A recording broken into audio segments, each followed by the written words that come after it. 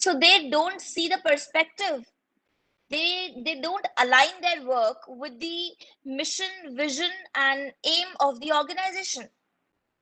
But यही जब आपने Amazon प्राइम को खुद को एक एंटिटी बना दिया, Amazon प्राइम को खुद को एक स्टार्टअप बना दिया और उनके एम्प्लॉइज को फर्दर ग्रुप्स में डिवाइड करा और उनको बोला that you take charge and ownership of their work, आप इनोवेशन लेकर के आइए, हम आपको स्ट्रैटेजीज नहीं देंगे आपके काम के लिए, आप खुद स्ट्रैटेजीज बनाइए, you bring leadership in you, you lead this particular work, you lead this particular group.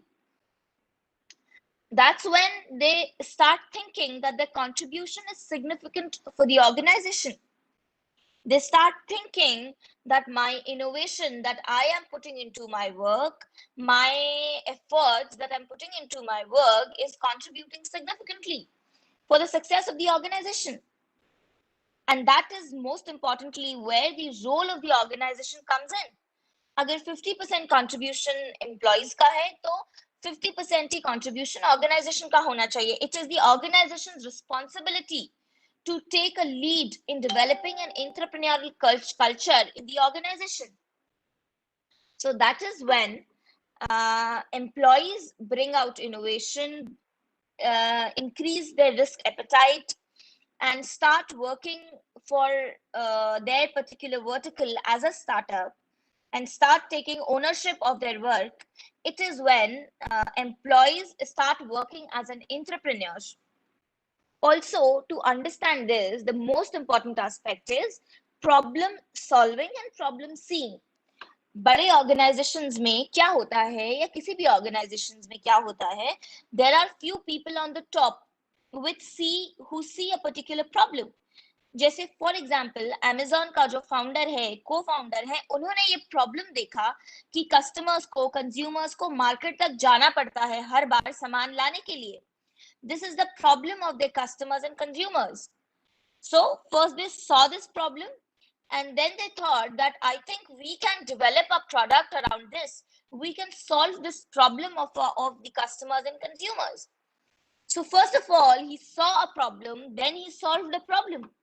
So problem seeing plus problem solving, ये दोनों ही साथ में चलने चाहिए किसी भी एंटरप्रेन्योर या इंट्राप्रेन्योर के लिए. वो पहले प्रॉब्लम देखे, प्रॉब्लम आइडेंटिफाई करे, प्रॉब्लम के सॉल्यूशन के बारे में सोचे और फिर प्रॉब्लम को सॉल्व करे, प्रॉब्लम का सॉल्यूशन दे.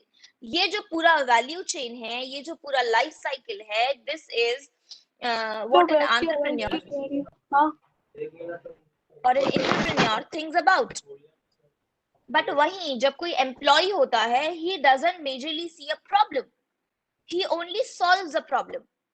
उनके टॉप मैनेजमेंट ने जो CXOs हैं, मैनेजिंग डायरेक्टर्स हैं, बोर्ड ऑफ डायरेक्टर्स हैं, उन्होंने लीडरशिप रोल में कुछ प्रॉब्लम्स आइडेंटिफाई करी, कुछ मिशन और विजन बना दिया.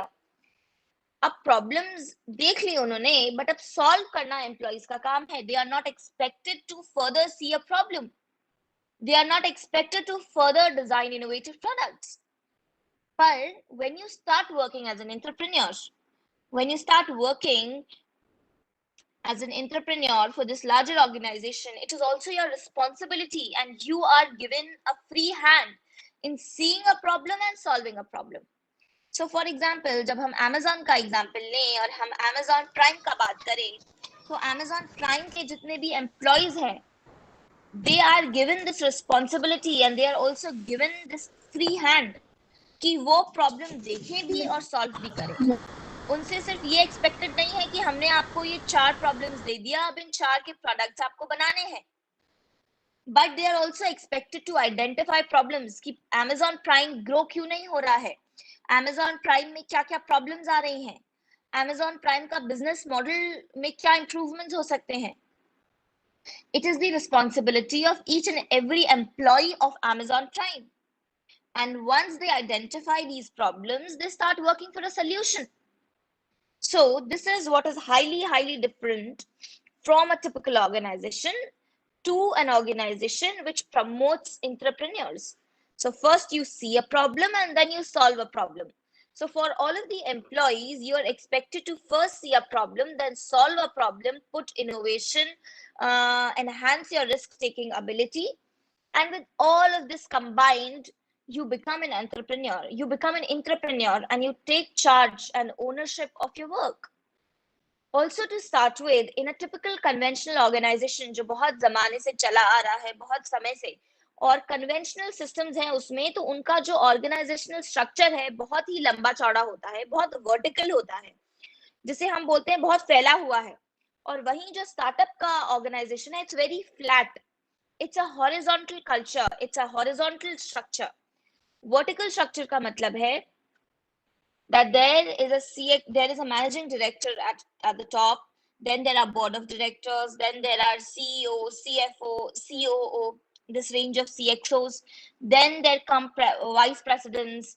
Then comes the senior managers. All of these people.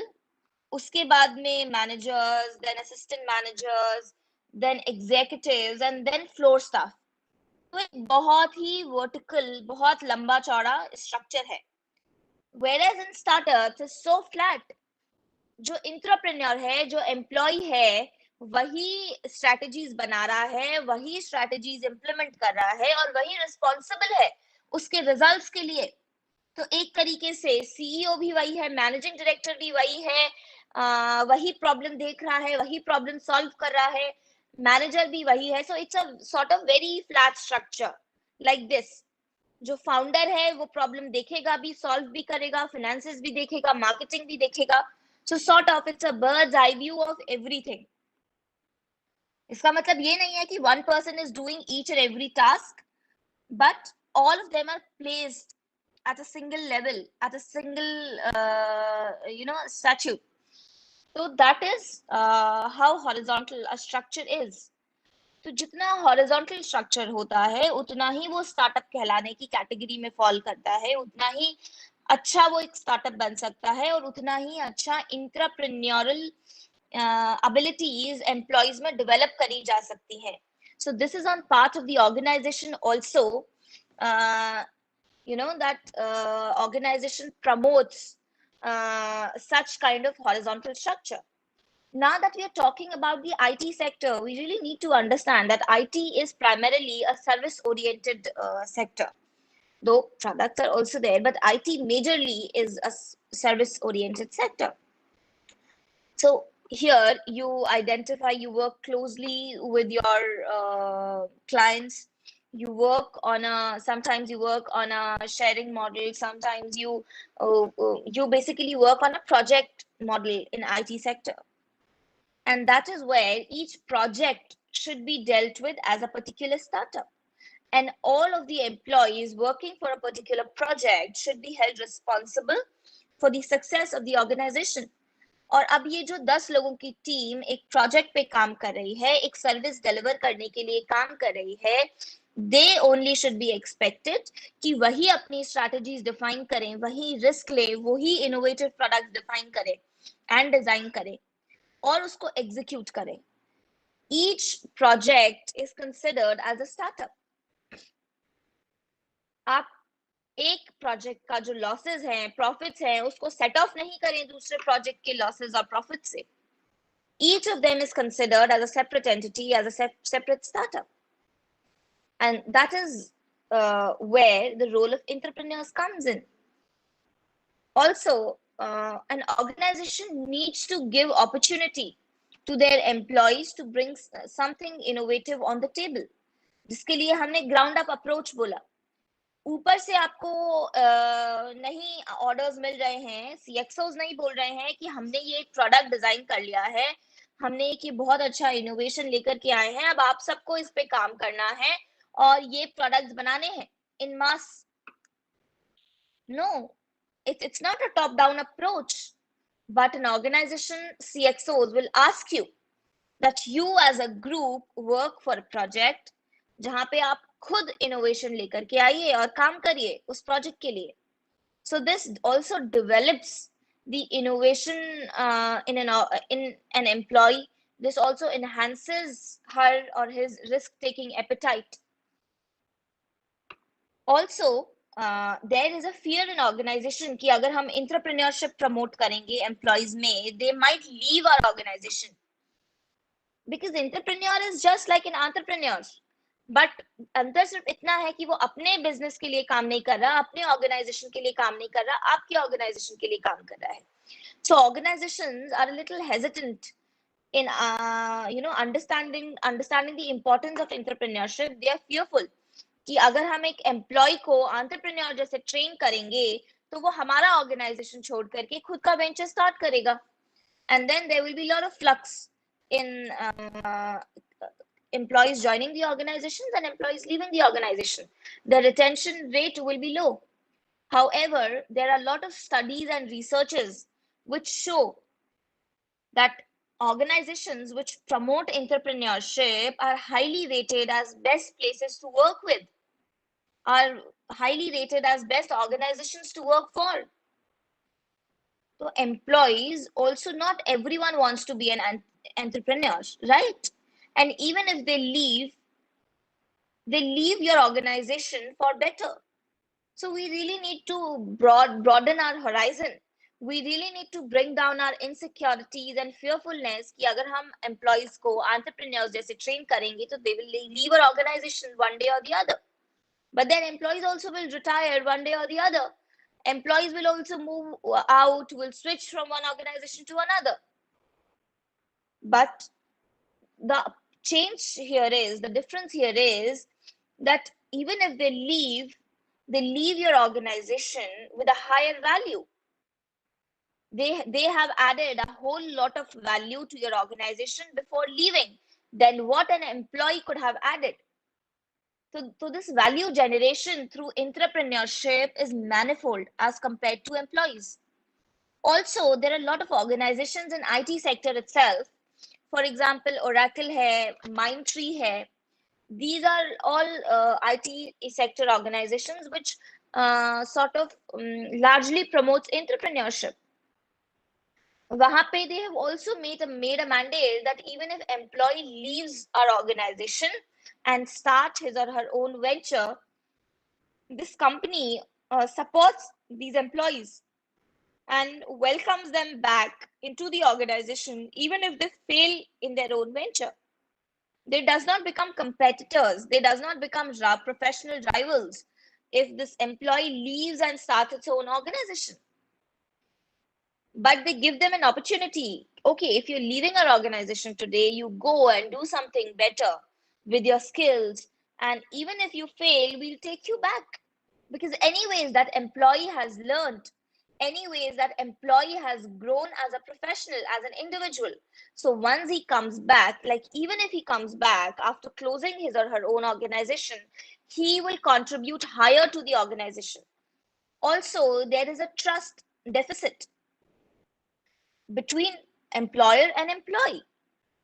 Again, on the same point, that if we train him or her as an entrepreneur, maybe it's a chance that after training, he will not give back to our organization and right away leave the organization. But this again is not there. There is a very, very little outflux of employees when they are given a free hand in the organization. Because of course, there is a larger sense of security when you work with the larger organization. And when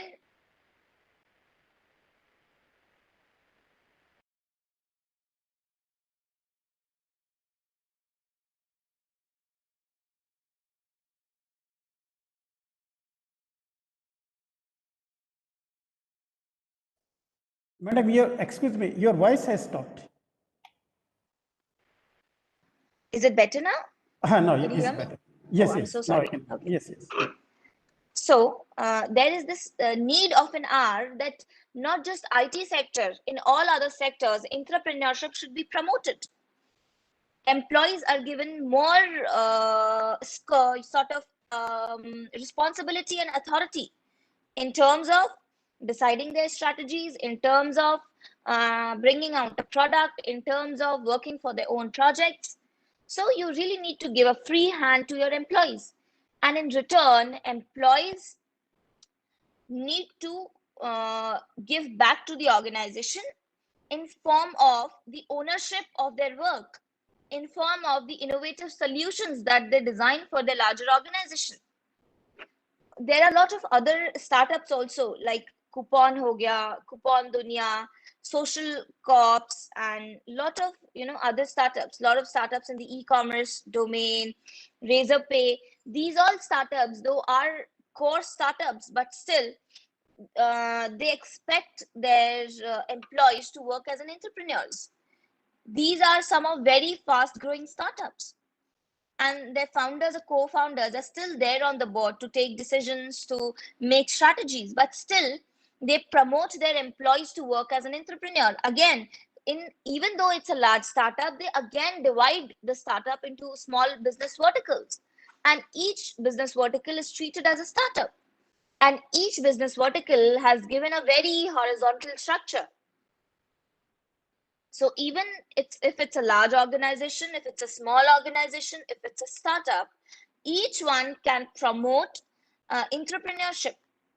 Each organization or startup entity can sort of make such environment, ecosystem, where its employees are given a free hand and are given an opportunity to work as an entrepreneur. This is the responsibility on the part of the organization.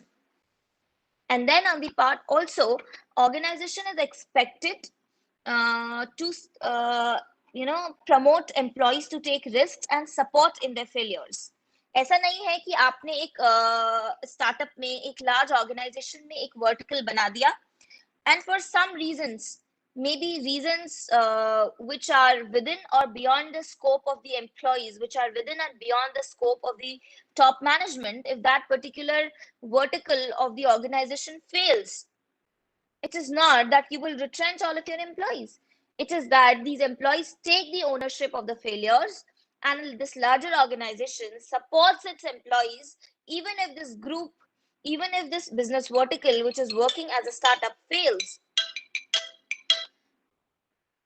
So that is on the part of the organization.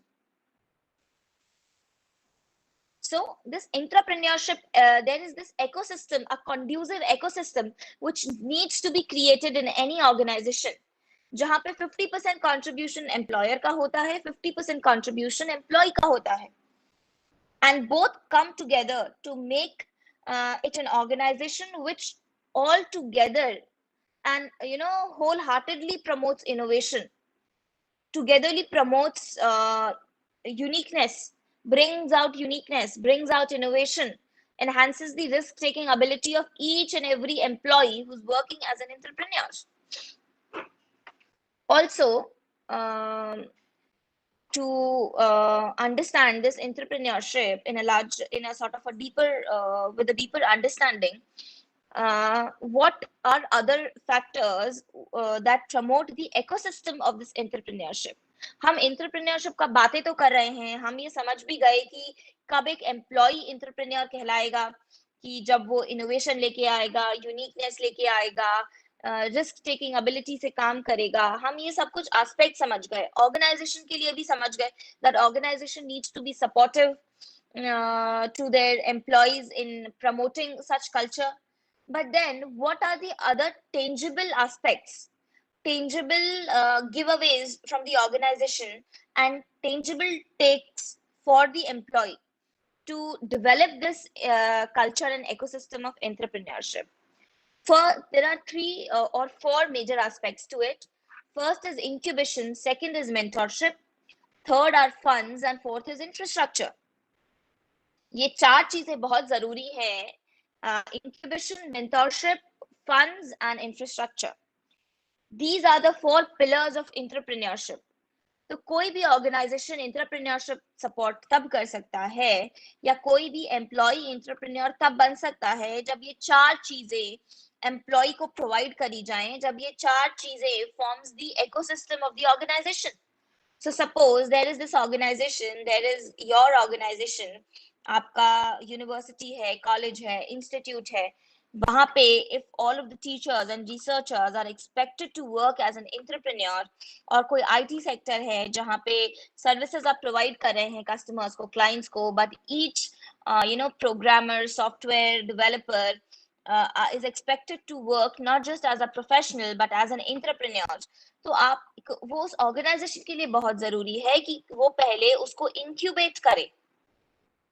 वैसे हम generally incubate word refer करते हैं course startup के लिए, but this could also be a sample for incubation. This could also be a small incubation का मतलब है कि आपने उसको एक ऐसा ecosystem दिया. Incubation word actually came from poultry farms. वहां पर जो eggs होते हैं, जो chicks होते हैं, उनको एक ऐसा environment दिया जाता है, उनको incubate किया जाता है जिससे वो अच्छे से grow कर सके. Similarly, incubation is a process for startups जहाँ पे startups को इतना support दिया जाता है, hand holding support दिया जाता है कि जिससे वो easily grow कर सके, उनका failure rate कम हो जाए, उनका shutdown rate कम हो जाए. Similarly, an incubation support is required for entrepreneurs. Such kind of trainings, such kind of expertise driven culture, ये सारी फैसिलिटी एक इंक्यूबेशन में होनी चाहिए जो एम्प्लॉइज को मिले. उसके बाद में देन कम्स मेंटरशिप. मेंटरशिप का मतलब है that organization ropes in lot of expert people to talk about entrepreneurship, to motivate employees about entrepreneurship, to develop their leadership skills. जैसे आज हम बात कर रहे हैं, we are talking about why entrepreneurship is important, how to develop entrepreneurship. So this is also a step towards creating a more conducive ecosystem for entrepreneurs in the organization. So this is the positive step that your organization has taken as a part of the faculty development program. So incubation is important. Second, mentorship. जैसे अभी हम बात कर रहे हैं, it is also a sort of a mentorship. Next is funds. Funds, because when each and every business vertical, each and every part of the business is treated as a separate startup, then it needs to have an allocated funds to it. However, we may deny, but funds are a type of resources, a very, very important capital resource that a particular business vertical needs to have.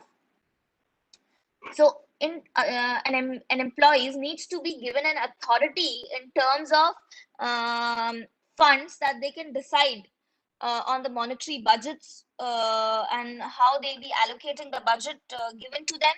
ये सारी responsibilities, rather I would say authority, एक business vertical में होनी चाहिए. तभी an employee can go a step ahead and bring out innovation. But if he is highly crunched on resources, he does not have a resources available to him or made available to him, how will he be really bring out innovation? How will he be really take charge and ownership of things? So that is why funds are important. Second is infrastructure. Infrastructure, not just the physical infrastructure that we work in, infrastructure also comprises of soft infrastructure, जिसे हम बोलते हैं, in terms of a very good startup environment, very good organizational environment where employees work. All of this forms infrastructure. Infrastructure also in terms of the right resources given to the right kind of employees at the right time for them to bring out innovation, for them to develop new products, for them to develop new services. So these are the four important aspects: incubation, mentorship, funds, and infrastructure, which needs to be roped into any organization अगर उस organization को intrapreneurship promote करना है. Then there comes a responsibility on the part of the employees that if these four facilities are given to an employee, it is his or her responsibility to make best use of the resources. If funds are given to an employee, it is his responsibility to put the funds at the places where he will have the highest return. And he thinks of his particular vertical as a startup, और वो as a founder, co-founder, entrepreneur जैसे सोचे. वो ये नहीं सोचे कि ये पैसा मेरी कंपनी का है, मेरे ऑर्गेनाइजेशन का है. Why should I deal with it in the best way? An employee needs to deal with these funds as if he is putting his own funds into his startup, into her startup. And that's when he really need to make wise decisions, wise business decisions. So it is the part. Also, there is a concept of learning on the go. So in a startup, we always say that there is not a good time to start. There is not a perfect time to start. You really need to start where you are with the resources you have. And you cannot wait for another 2, 3, 4 years that I will gather all these resources, I will become resource sufficient, and that's when I will start. And I will gain these learnings with 5, 6 years of work, and then I will start acting as an entrepreneur, or that's when I will move out of the organization and become an entrepreneur. But you really need to start where you are with all the resources you have, and you learn on the go. जिसे हम learning on the go concept भी बोलते हैं, that you are learning parallelly to what you're doing. आप काम भी कर रहे हैं, आप सीख भी रहे हैं, आप गलतियां भी कर रहे हैं, पर गलतियों से आप फिर से सीख के कुछ बेहतर कर रहे हैं. And in all this cycle of doing and learning, your organization is supporting you. And that's a very, very strong relationship between organization and its employees. That is what is required when intrapreneurship is promoted in an organization. Also, another aspect of entrepreneurship is that any organization, जैसे अभी हमने Oracle का बात किया, which is an IT sector company, जैसे अभी हमने Wipro का बात करेंगे, अभी हम Mindtree का बात कर रहे हैं. Mindtree again is an IT sector company. वहां पे the idea is that they promote inclusiveness and innovation. अभी तक हम innovation का बात कर रहे हैं, but intrapreneurship का बहुत important factor है inclusiveness and innovation. Inclusiveness and innovation का क्या मतलब है? Inclusiveness means receiving contribution from idea generators across the company, giving them an opportunity to be a part of the execution process. So there are two aspects. Inclusiveness in innovation का मतलब है, ऐसा नहीं है कि सिर्फ जो टॉप मैनेजमेंट है वही इनोवेटिव पॉलिसीज ला रहा है. ऐसा नहीं है कि सिर्फ कुछ ही एम्प्लॉइज आइडेंटिफाई कर दिए कि एक पर्टिकुलर वर्टिकल में ये 5 एम्प्लॉइज हैं, सिर्फ यही नया आइडियाज के पे काम करेंगे, सिर्फ यही नई स्ट्रैटेजीज पे काम करेंगे, और बाकी सब सिर्फ एग्जीक्यूट करेंगे. और जो प्लानिंग कर रहे हैं, जो नई स्ट्रैटेजीज लेकर के आ रहे हैं, they will not form a part of the execution team. This does not forms and this does not is rightly called as an entrepreneurship. Entrepreneurship का मतलब है जब हर एम्प्लॉय को अथॉरिटी दी जाए that you can also bring out ideas.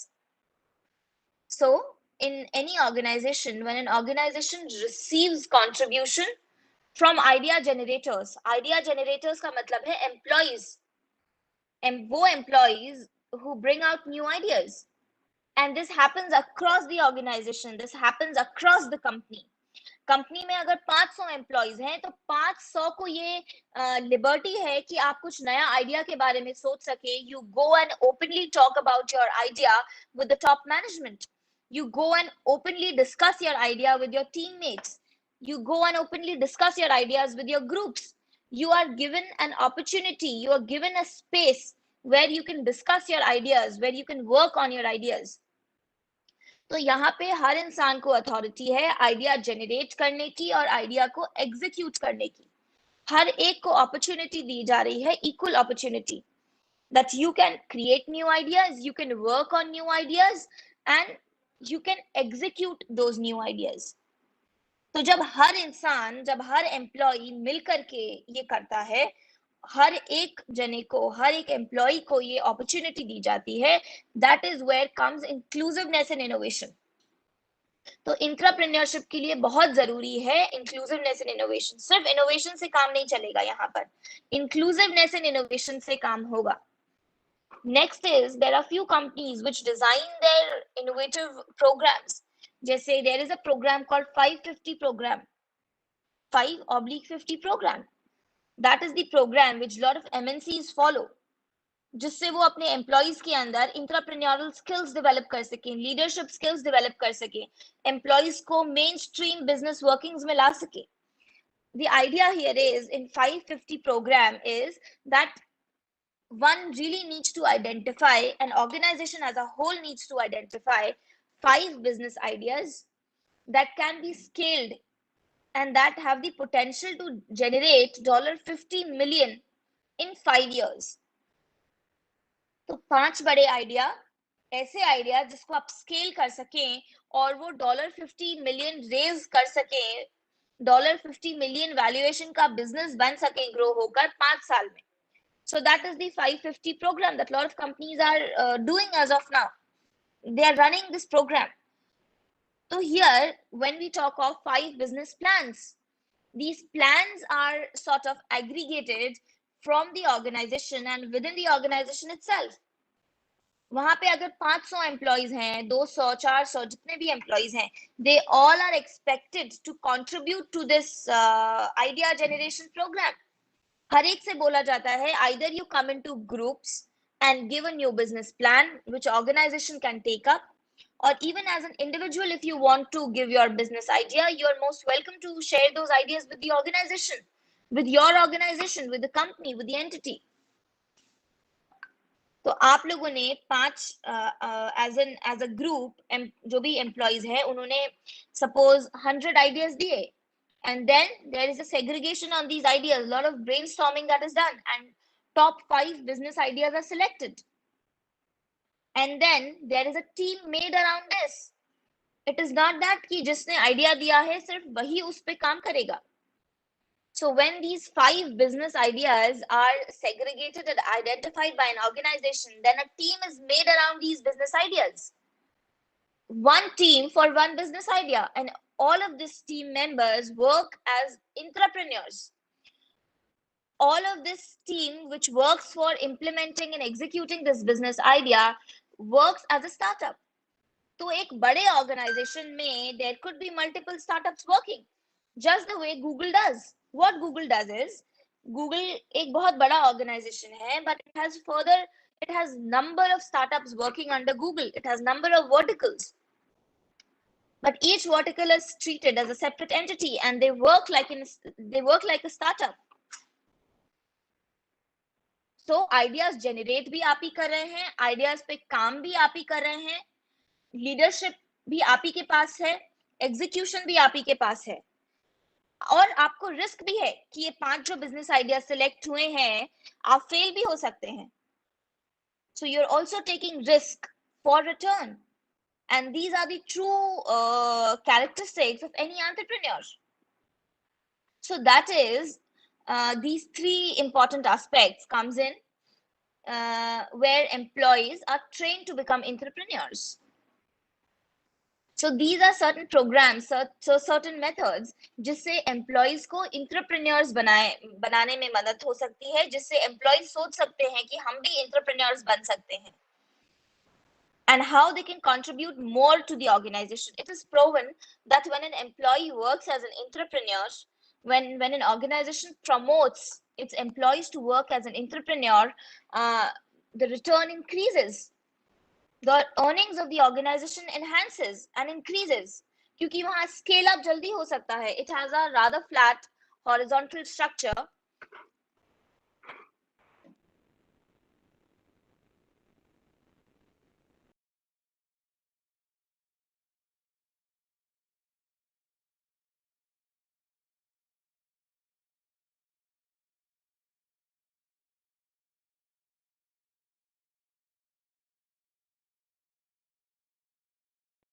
Madam, your voice is not coming. Yeah. Am I audible now? No, audible. Yes. Okay. There seem to be some issue. Yes. No issue. No problem. So that is when an employee is expected to work as an entrepreneur, his level of satisfaction also increases, and what he contributes in the success of the organization also increases. So it has a dual benefit when an employee is promoted to work as an entrepreneur. And ये employee में अंदर से आना चाहिए that I am not just an employee, I am an entrepreneur. I am directly responsible for the profits and losses of my entity, of my particular business vertical, of this startup within the large organization that I'm working for. So basically, this employee has to be idea driven. This employee should be entrepreneurial spirit driven. His or her scope increases. His or her scope to work within the organization rather increases. उनको सिर्फ ये नहीं है कि मुझे सिर्फ ये 5 responsibilities हैं मेरे KRA में, की रिस्पॉन्सिबिलिटी एरियाज में सिर्फ ये 5 चीजें हैं जो मुझे करके देनी है, and then my performance will be evaluated on these 5 parameters, and that's it. I can neither contribute to the larger workings of the organization, nor am I expected to contribute. That is when the personal growth of an employee stops, and that is when the larger growth of an organization also stagnates. Whereas if an employee is expected to work as an entrepreneur, his return also increases, his personal satisfaction also increases, the value he generates for an organization also increases, and then it's the organization's responsibility to sort of give credit for this failure, for this success to that particular group of people who are working for a particular idea, who are working for solving a particular problem within the large business organization. So it's always a mandate for the organization and for the employees itself. It's always a two-sided thing. Entrepreneurship can never be a one-sided thing, and an employee cannot become an entrepreneur on his or her own. He needs a very, very strong support from the organization. जब तक organisation एक conducive ecosystem नहीं provide करेगा जहां पे employees entrepreneur जैसे सोच सके और एम्प्लॉइज इंटरप्रेन्योर जैसे काम कर सके, employee will never be able to do it. Employee will never be able to cross that boundary of being an employee and becoming an entrepreneur. That is where a very strong support needs to be roped in from the organization itself. Apart from this, there are certain misconceptions that only a few organizations can bring in entrepreneurship. There are a lot of misconceptions going on in a lot of entities and businesses that we are a very conventional business. How can we bring in entrepreneurship? But this is a pure myth. Each and every organization can bring entrepreneurial spirit in their employees. Also, all of the employees also can work as an entrepreneur. नहीं तो हमारे अंदर personal inhibitions होते हैं as an employee that okay, our role is very limited in the organization. हमें तो ये एक छोटी सी 4 responsibilities दी हैं करने को. We are a part of the lowest bottom of the pyramid in the organization. How can we become entrepreneurs? Even if we become, will our contribution really matter to the organization that I'm working for? So these are all personal inhibitions.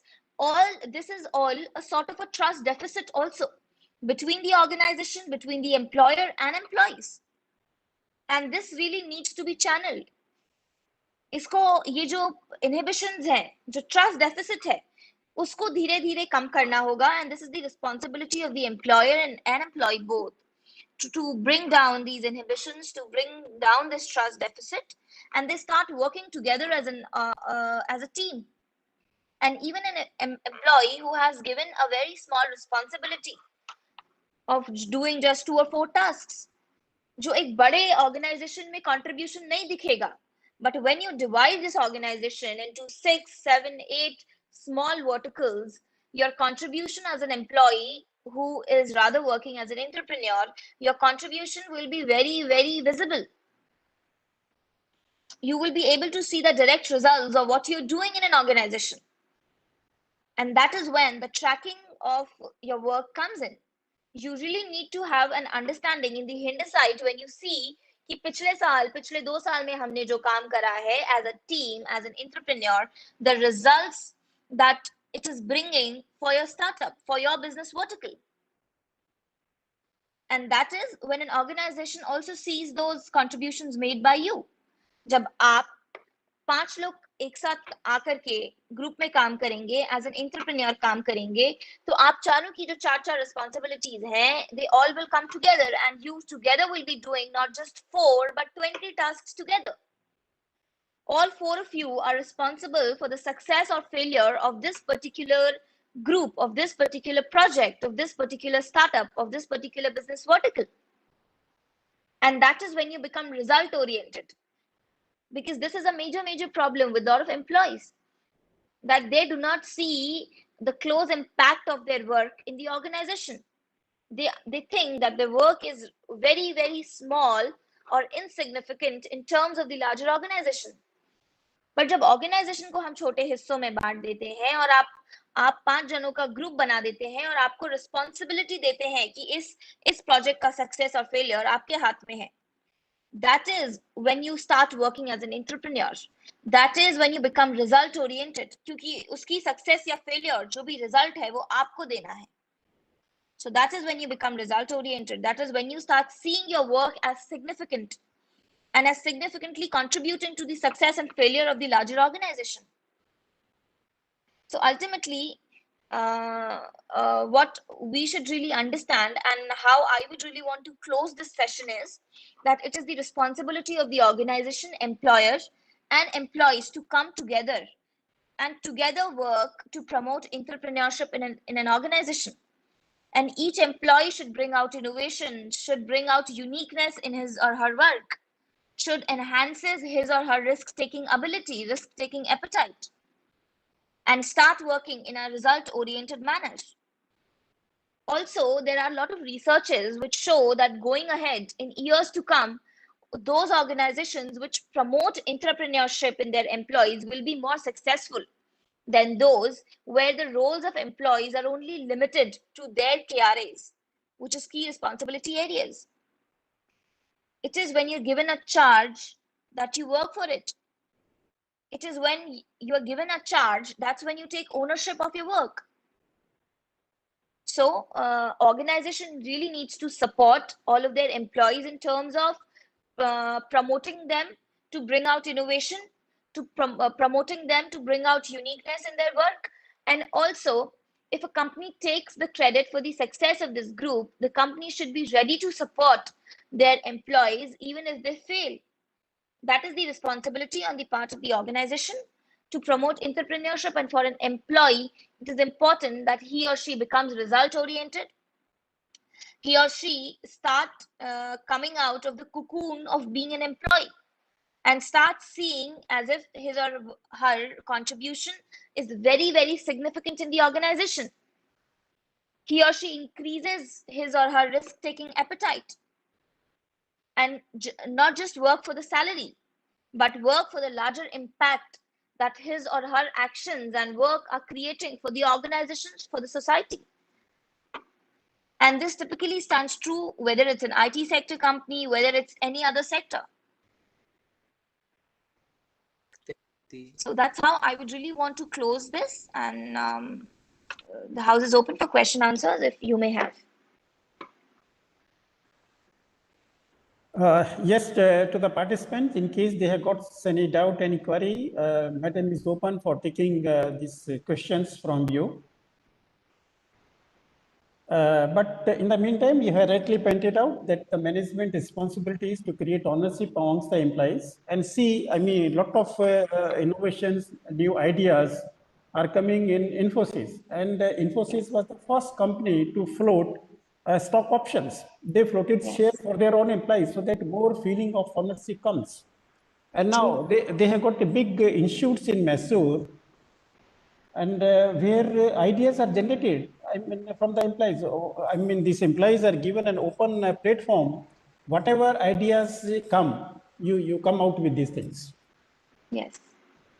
Even ideas are of some negative natures. I mean, management welcome it, so that employees are more open to their ideas. They open their mouth and come further. So creating a feeling of ownership is the most important part on this management, so that employees themselves, they feel that we are involved, we are part of these organizations. We are very much part of these organizations.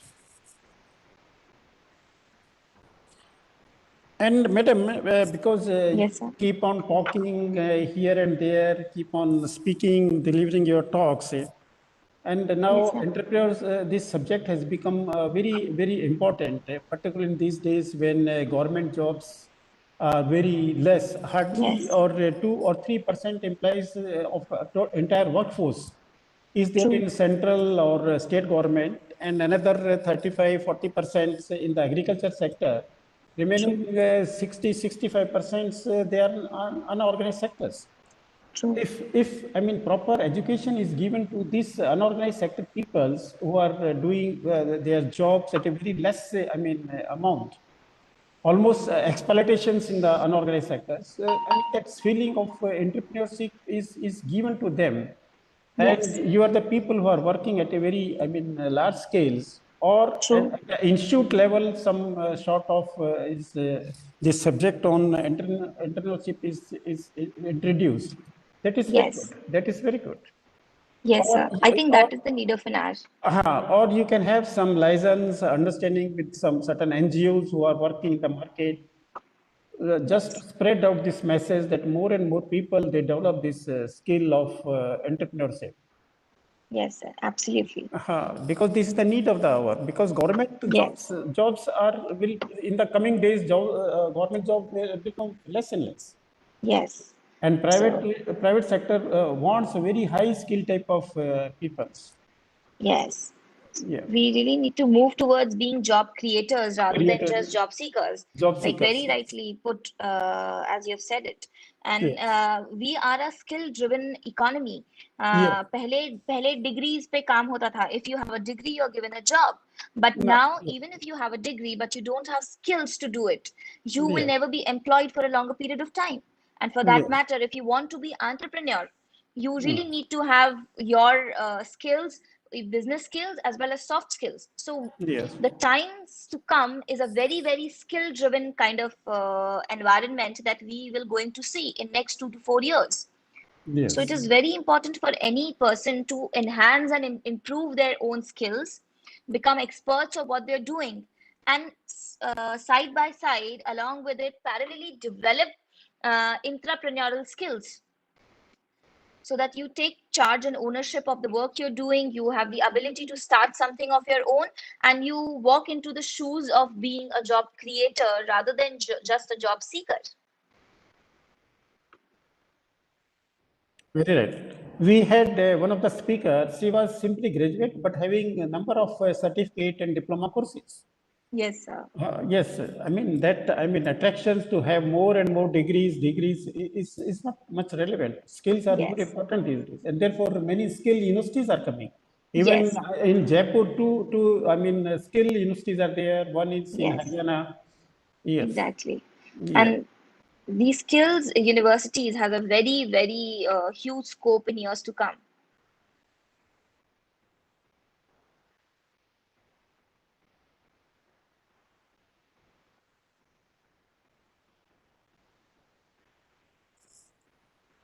This from part. I wanted let a few questions should come from the participant because ultimately they have to be more interested in these things and developing more Right. entrepreneurship skills.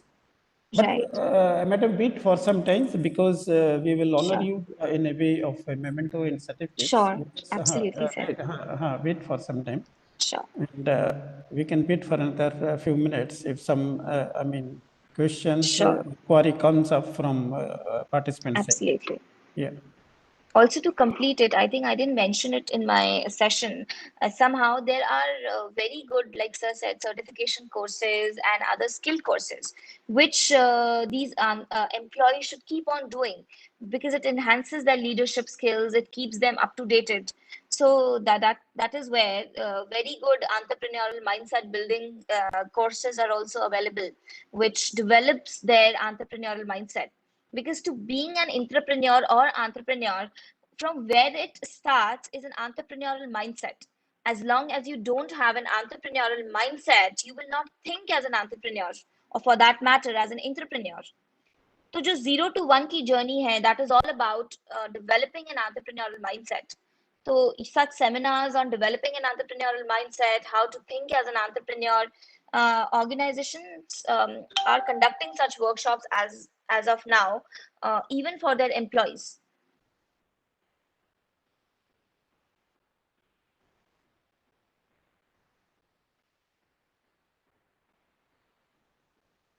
Rightly said, madam.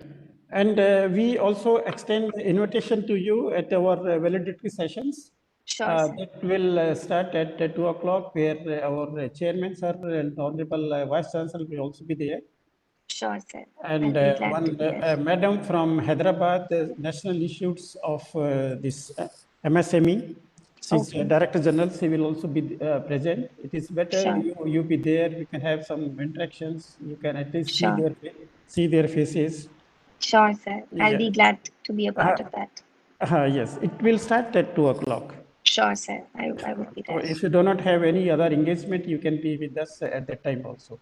Sure, sure. I'll just be there.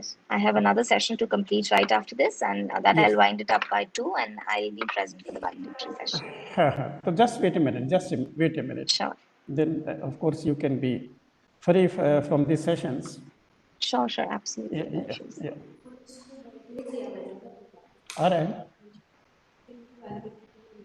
Invite कर दिया.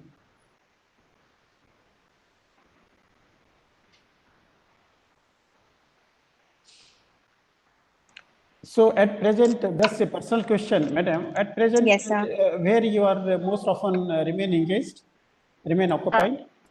Sir, I work with a lot of incubators. So I'm an incubation expert. I help set up incubators. So I'm working with the multiple government universities and other universities also to set up their incubation centers, startup incubation centers in the universities. And then I also take skill classes and startup masterclass for students. So in a lot of other universities, I have developed multiple modules which I run in universities in the name of startup master classes, where I work with studentpreneurs and how to develop studentpreneurship. And apart with this, I consult. I'm a mentor on board, an advisor on board with a lot of other startups and other incubators, where I one-on-one mentor these startups as well. So how many incubation centers are here in Jaipur? Sir, in Jaipur, it started with Startup Oasis. That was Rajasthan's first incubation center set up along with RICO and I'm Ahmedabad. And then there are two this Atal Innovation Mission supported startups. One is in Manipal University, other one is in JKLU, Singhania जो university है. University, ji. yes.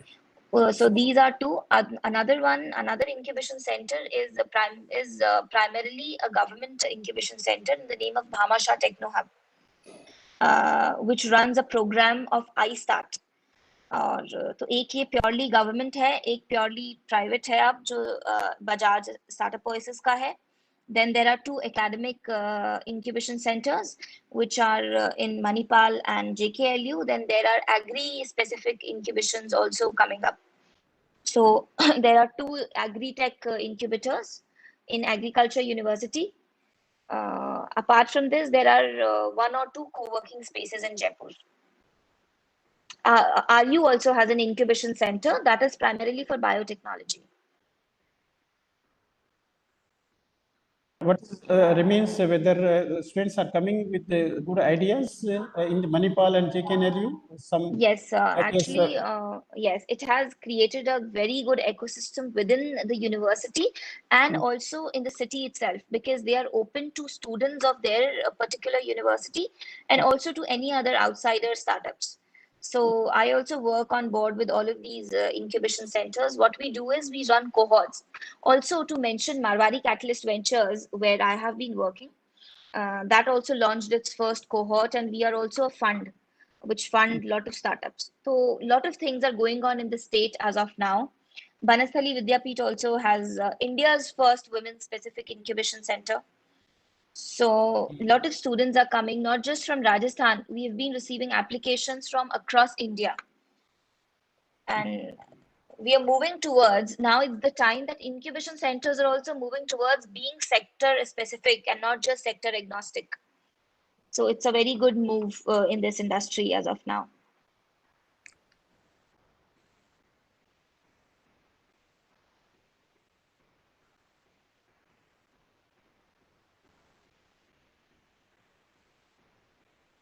for funding purpose, madam, Yes, sir. whether financial support is from the private enterprise or government also extends some financial supports Yes, to for set up the. sir, for incubation center. No, incubation center, of course, they may not do it, but when students, they come out with some ideas, they, I mean, have verified their ideas at the incubation center, it has been found feasible. Thereafter, they want to set up their. Yes, so there are fundings available. जैसे मैंने बताया अटल innovation mission की जो incubation है, तो उसके अंदर जो फंडिंग है गवर्नमेंट से, वो प्रोग्राम सपोर्ट के लिए भी है, to set up an incubator, to run an incubator, plus there is a funding for startups also. तो दो startups who have really started, they want to prototype, तो उसके मैंडेट है उसके अंदर. Otherwise there are a lot of equity investors also, angel investors which are coming in. So they also put in a lot of money into these startups. Apart from this, incubation center also has its own corpus where it supports startups.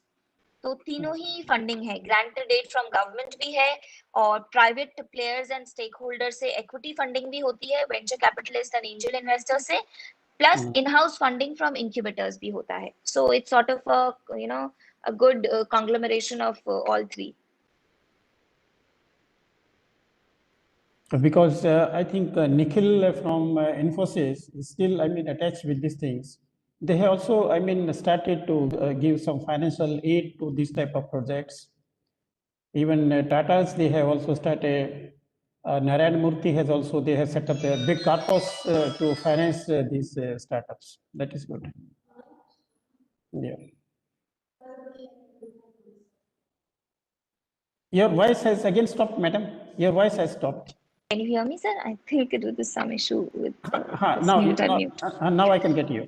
Yes, sir. Lot of these large organizations are promoting startups. Like Mahindra का अभी उनका startup fund है, Infosys का है. Even Google has its own startup fund. Microsoft has its own startup fund. Facebook does a program to promote women entrepreneurs. जो she leads India, she leads tech है. So a lot of these large multinationals are also supporting startups because now that they have understanding and realizing the need of new and innovative business ideas and supporting them.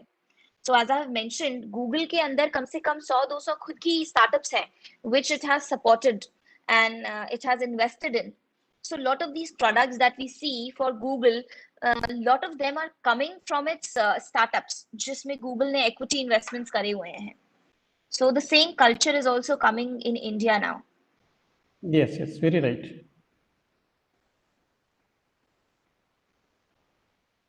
Because to be self-reliant is better. Absolutely. Than to have a big boss over your head. Yes. Yeah. True. Yes.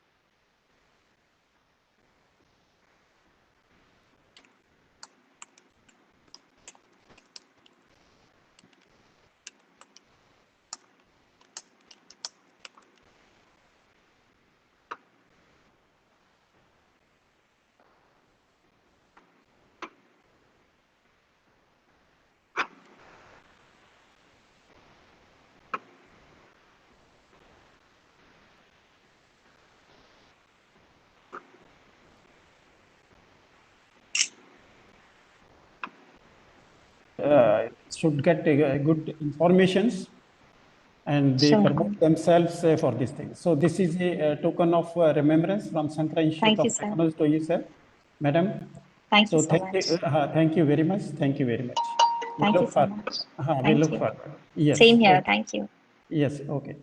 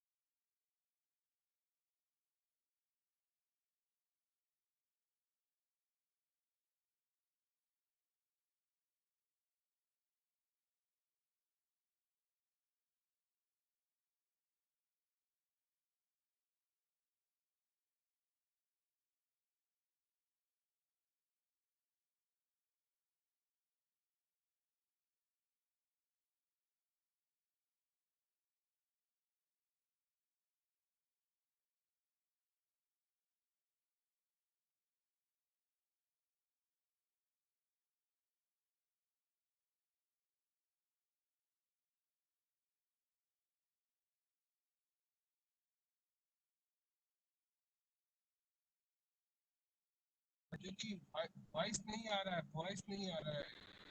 ये तो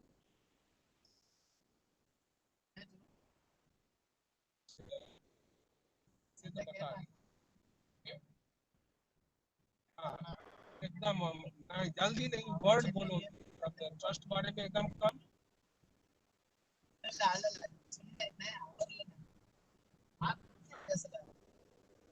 नहीं, थोड़ा थोड़ा introduction दें इस हिसाब से, थोड़ा सा बॉडी मैडम के लिए एकदम कम, एकदम थोड़ा। और ड्यू टू शॉर्टेज उतना एक वर्ड बोल दे, दूसरा कमेंटो देते रहते हैं, उसमें 4-4 मिनट रुक जाते हैं। और करो पहले से। नहीं, ये बोलते ही नहीं है ना। Good morning sir. हेलो, ये गुड आफ्टरनून हेलो। जी, good afternoon. Can you hear me? Can you hear me? Hello. Yes sir.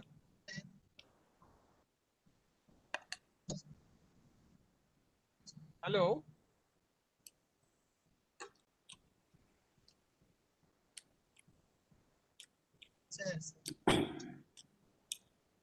Hello.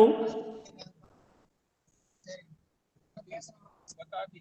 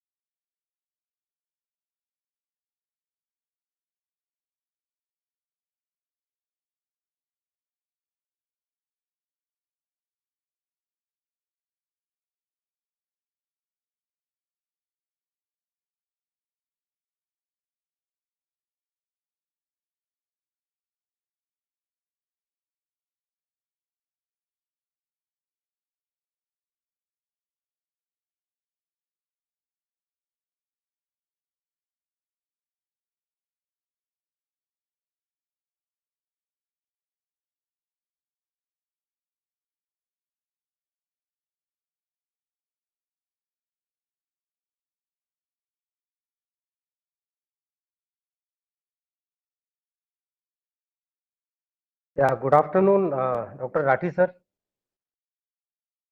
Uh, uh, Naveen sir. Yes, good Yes, afternoon. yes, sir. I think let us start. So, sir, Let us start because I am yes, the sir. same person as I was yesterday. I don't require, there is a need for giving another this same profile. So we are the same. I mean, it's not a difference. I am the same person as I was Okay, yesterday. Yes, straight away so that okay, there is sir. So, yeah, no loss of time, and we can start it. okay. Okay? So, well, sir, I welcome you for Yes, today's yes. session. Session, yeah. So, I Yeah. should welcome all the participants. So, the participants, good afternoon. I'll welcome you for today's afternoon session, and this is the last session of faculty development program on employees engagement in IT sector after post-COVID scenario. So, means after a wonderful session yesterday, now we got an opportunity to listen from Dr. Ranveer Singh Rathi sir for a next session on drivers of employees engagement versus drivers of student engagement in study during and post COVID-19 scenario. So, Rathi sir, over to you, and I'll welcome you in this session.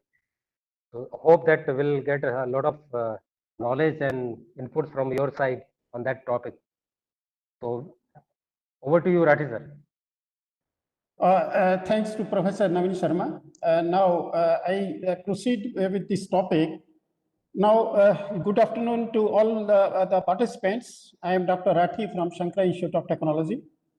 And now today's topic for our discussion is drivers of employees engagement versus drivers of students engagement in study during and post COVID-19 era. Yesterday, if you remember my participants, I give one questions, a food for thought. I think you must have worked out. And my this opening words yesterday were that there are 35 lakh students where, I mean, all the technical institutes, universities have got the infrastructure to accommodate 35 lakh students. Out of these 30 lakhs, 35 lakhs, 18 lakh students, they take admissions after passing +2 their examinations in the respective technical fields. And out of these 18, 18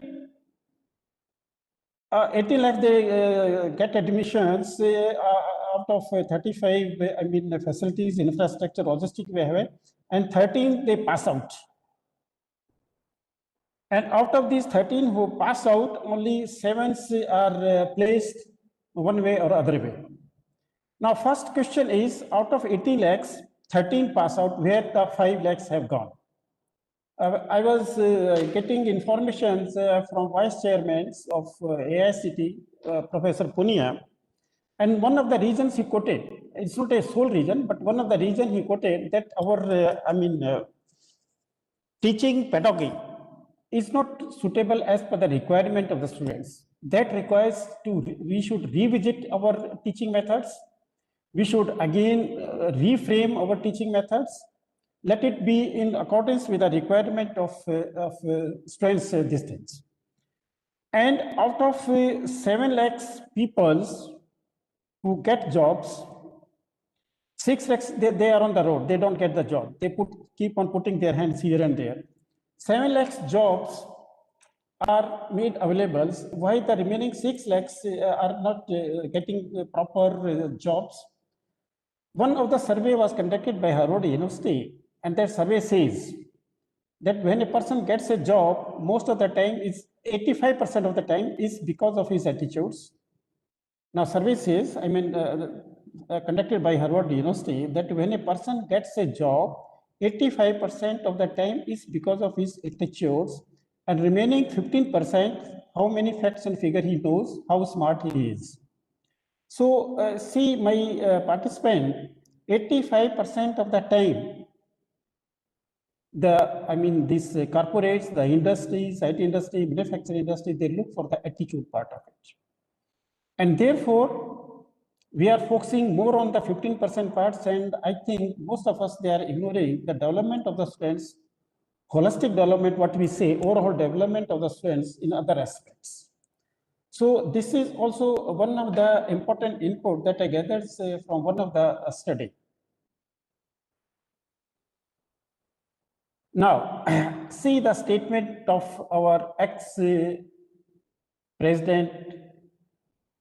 Sir Radhakrishnan, a great philosopher. The importance of education is not only knowledge and skill, but it is to help us to live with others. The end product of education should be a free, creative individuals who can handle against historical circumstances and adversity of nature. Are we giving some creative input to our students? That is most important things. So that as and when he faces certain obstacles in life, he can overcome those obstacles. That is an important input that our great philosopher has given it. Now, coming slightly back, employee engagement is employee-centric and student-centric. Employee-centric means when organization take all the steps so that their employees remains engaged on the job. Engaged employees, they have got direct relation to the profit. They are more productive. They are more disciplined. They are honest. Their integrity cannot be doubted. And to lead it to student-centric, how we can make our teaching to be more focused towards our students.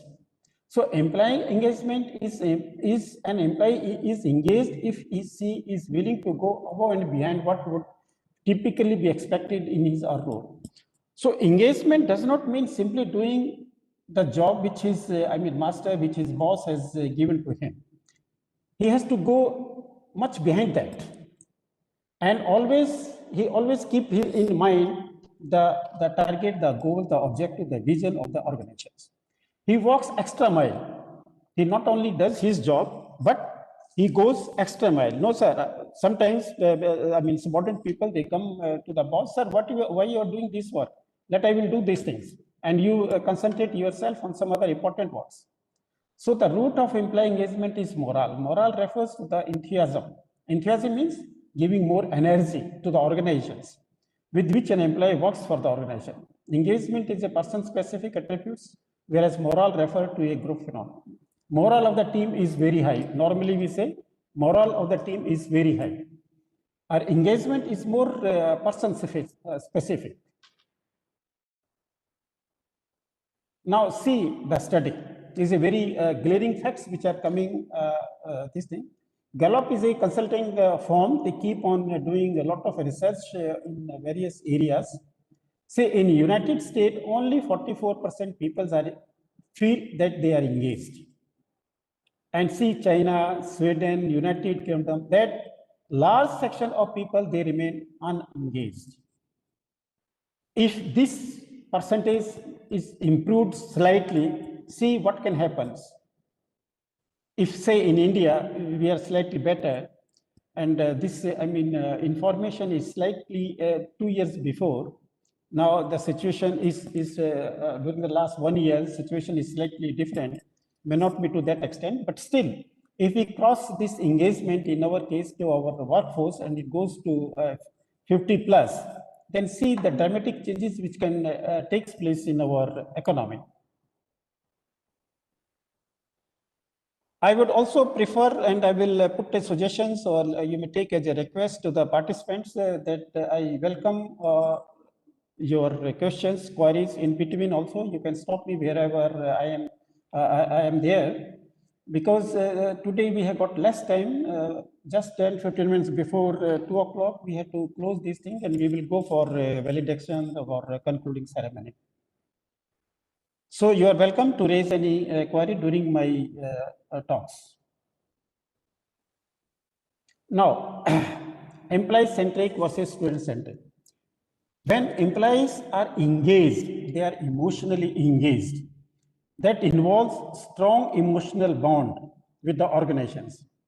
Here, employees align their goals, their visions with the visions of the organization. Yesterday, one of the participants also put a questions, how individual goals can be integrated or can be aligned, can be synergized with the goals, with the visions of the organizations.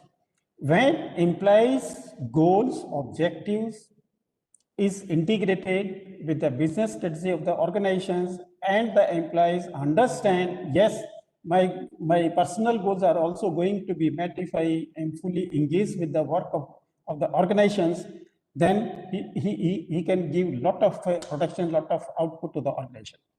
Similarly, if a student is fully engaged, engrossed in his studies, plus extracurricular activities, he also take care of to develop the other aspects of his personalities, the image of the institution where he is studying will definitely will go up.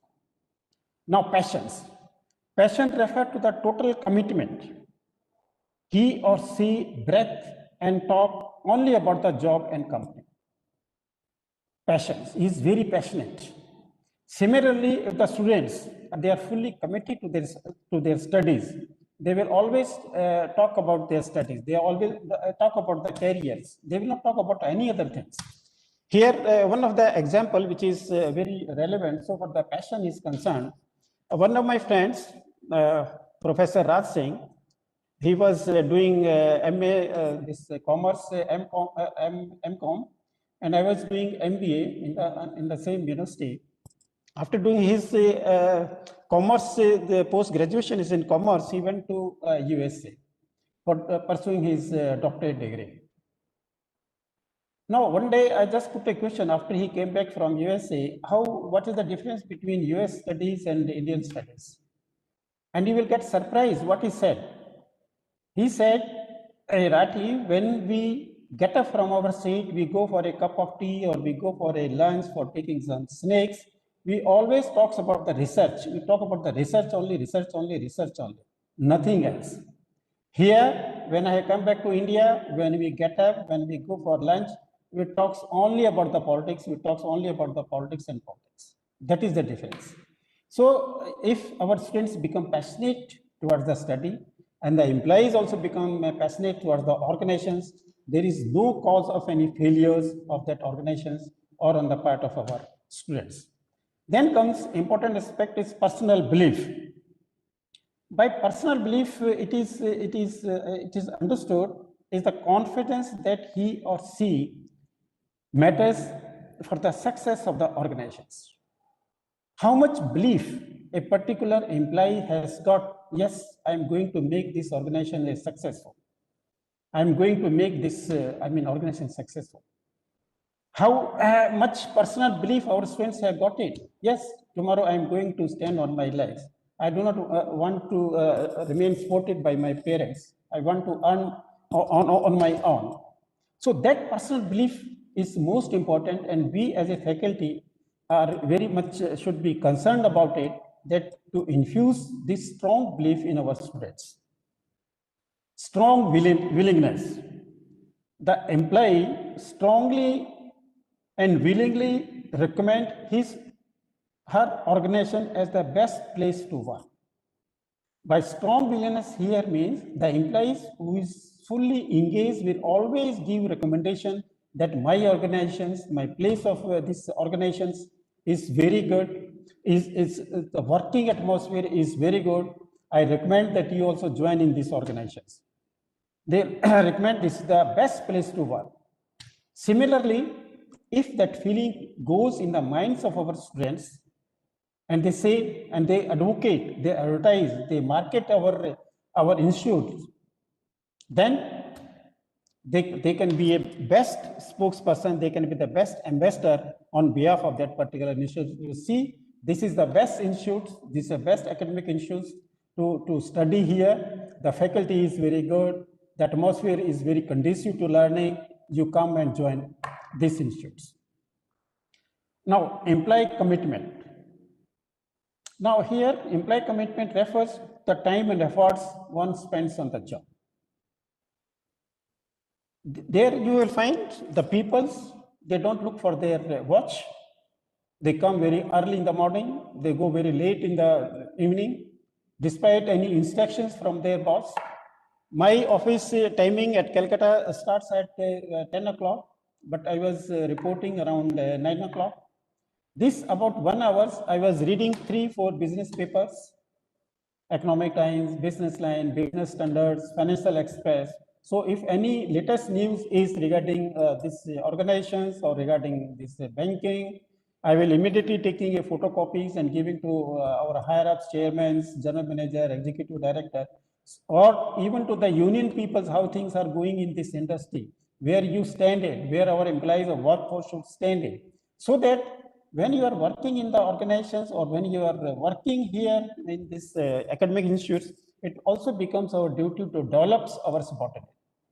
Please remember, in my study, I have found that Indian managers they take less interest to develop their subordinates, to develop their subordinates. That is one of the greatest, mistake on our parts.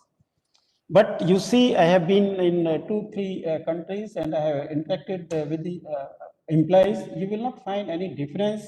Is an employee, he is a boss. They are all one to each other. They are very close to each other. They are take a boss as a clique. So this is important aspect that commitment to employees so that they put extra time, efforts. How much time our students they spend in library, how much time they spend to study it, how much time they spend in reading some extra this thing, newspaper or journals, all those things, that matters a lot. And that is how we as a faculty cast additional responsibility to inculcate these habits amongst our students.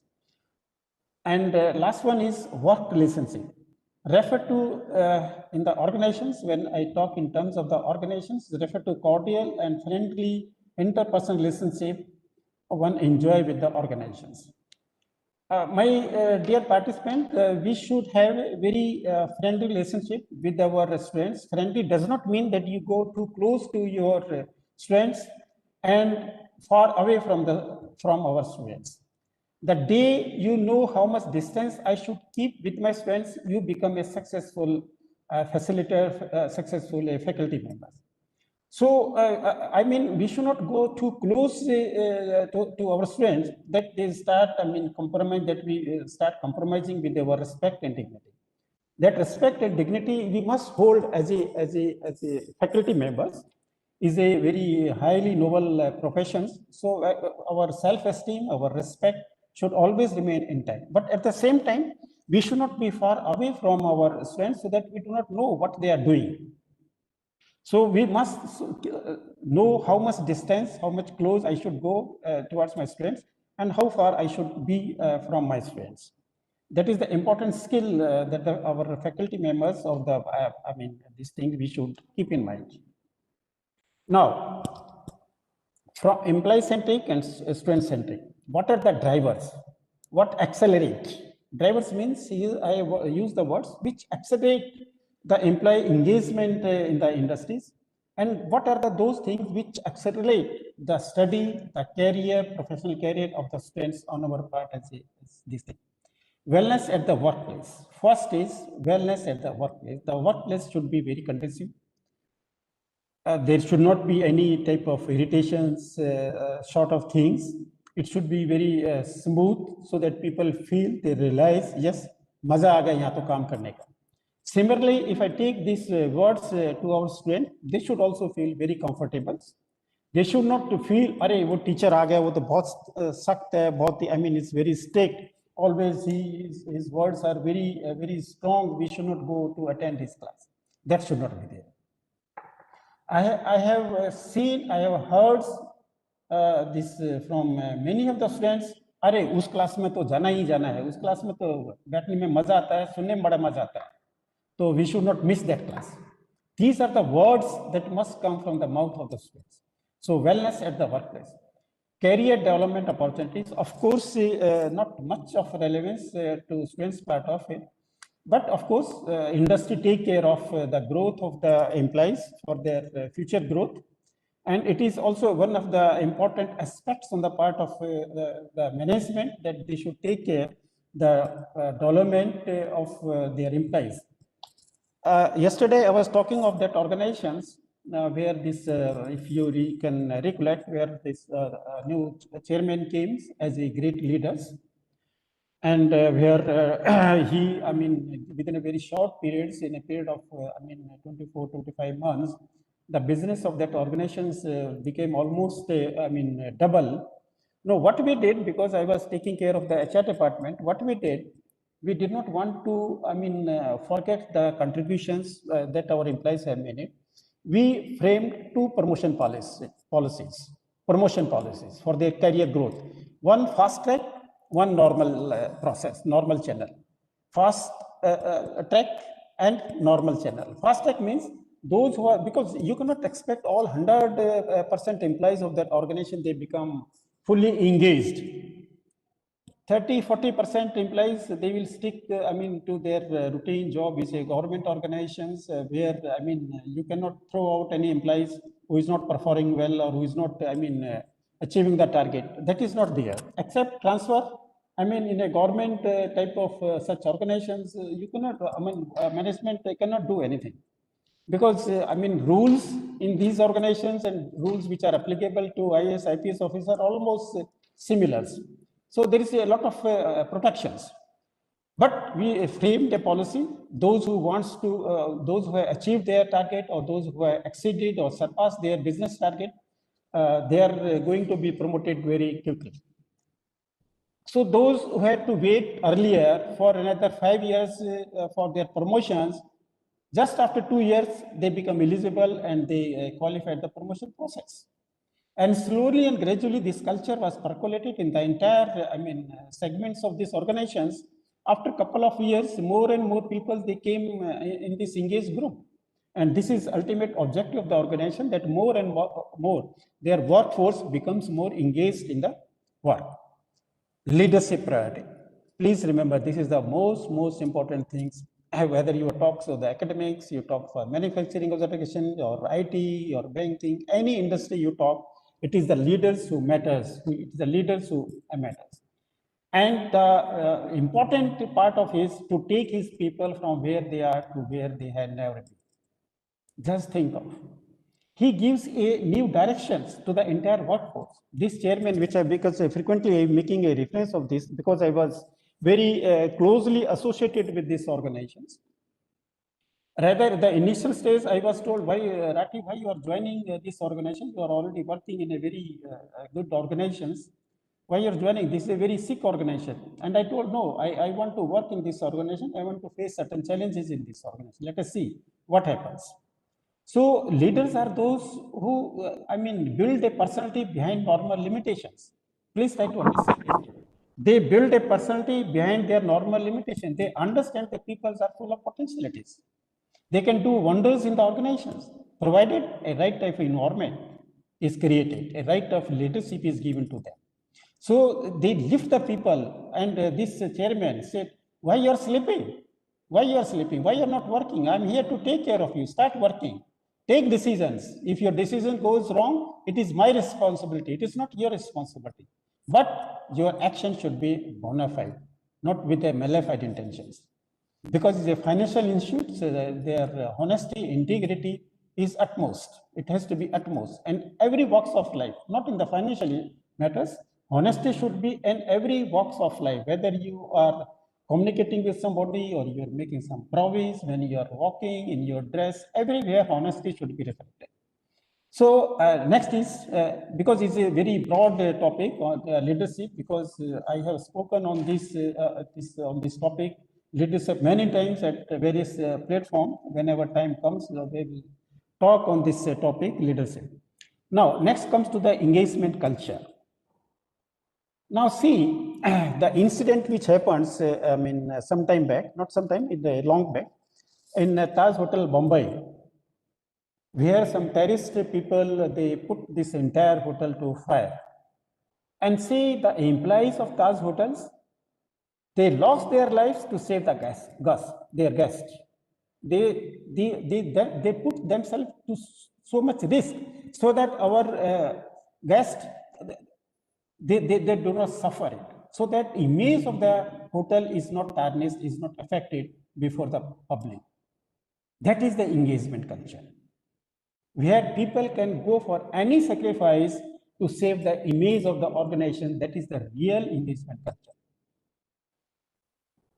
Effective communications.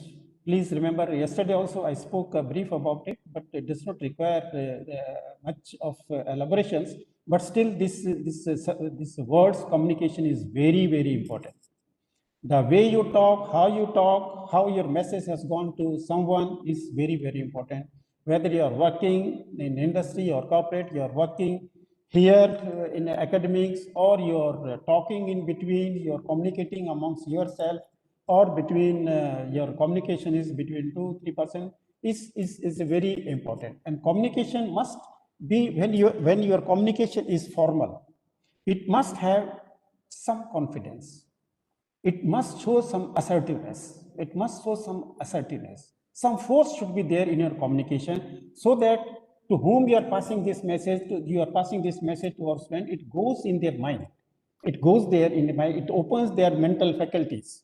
That is communications.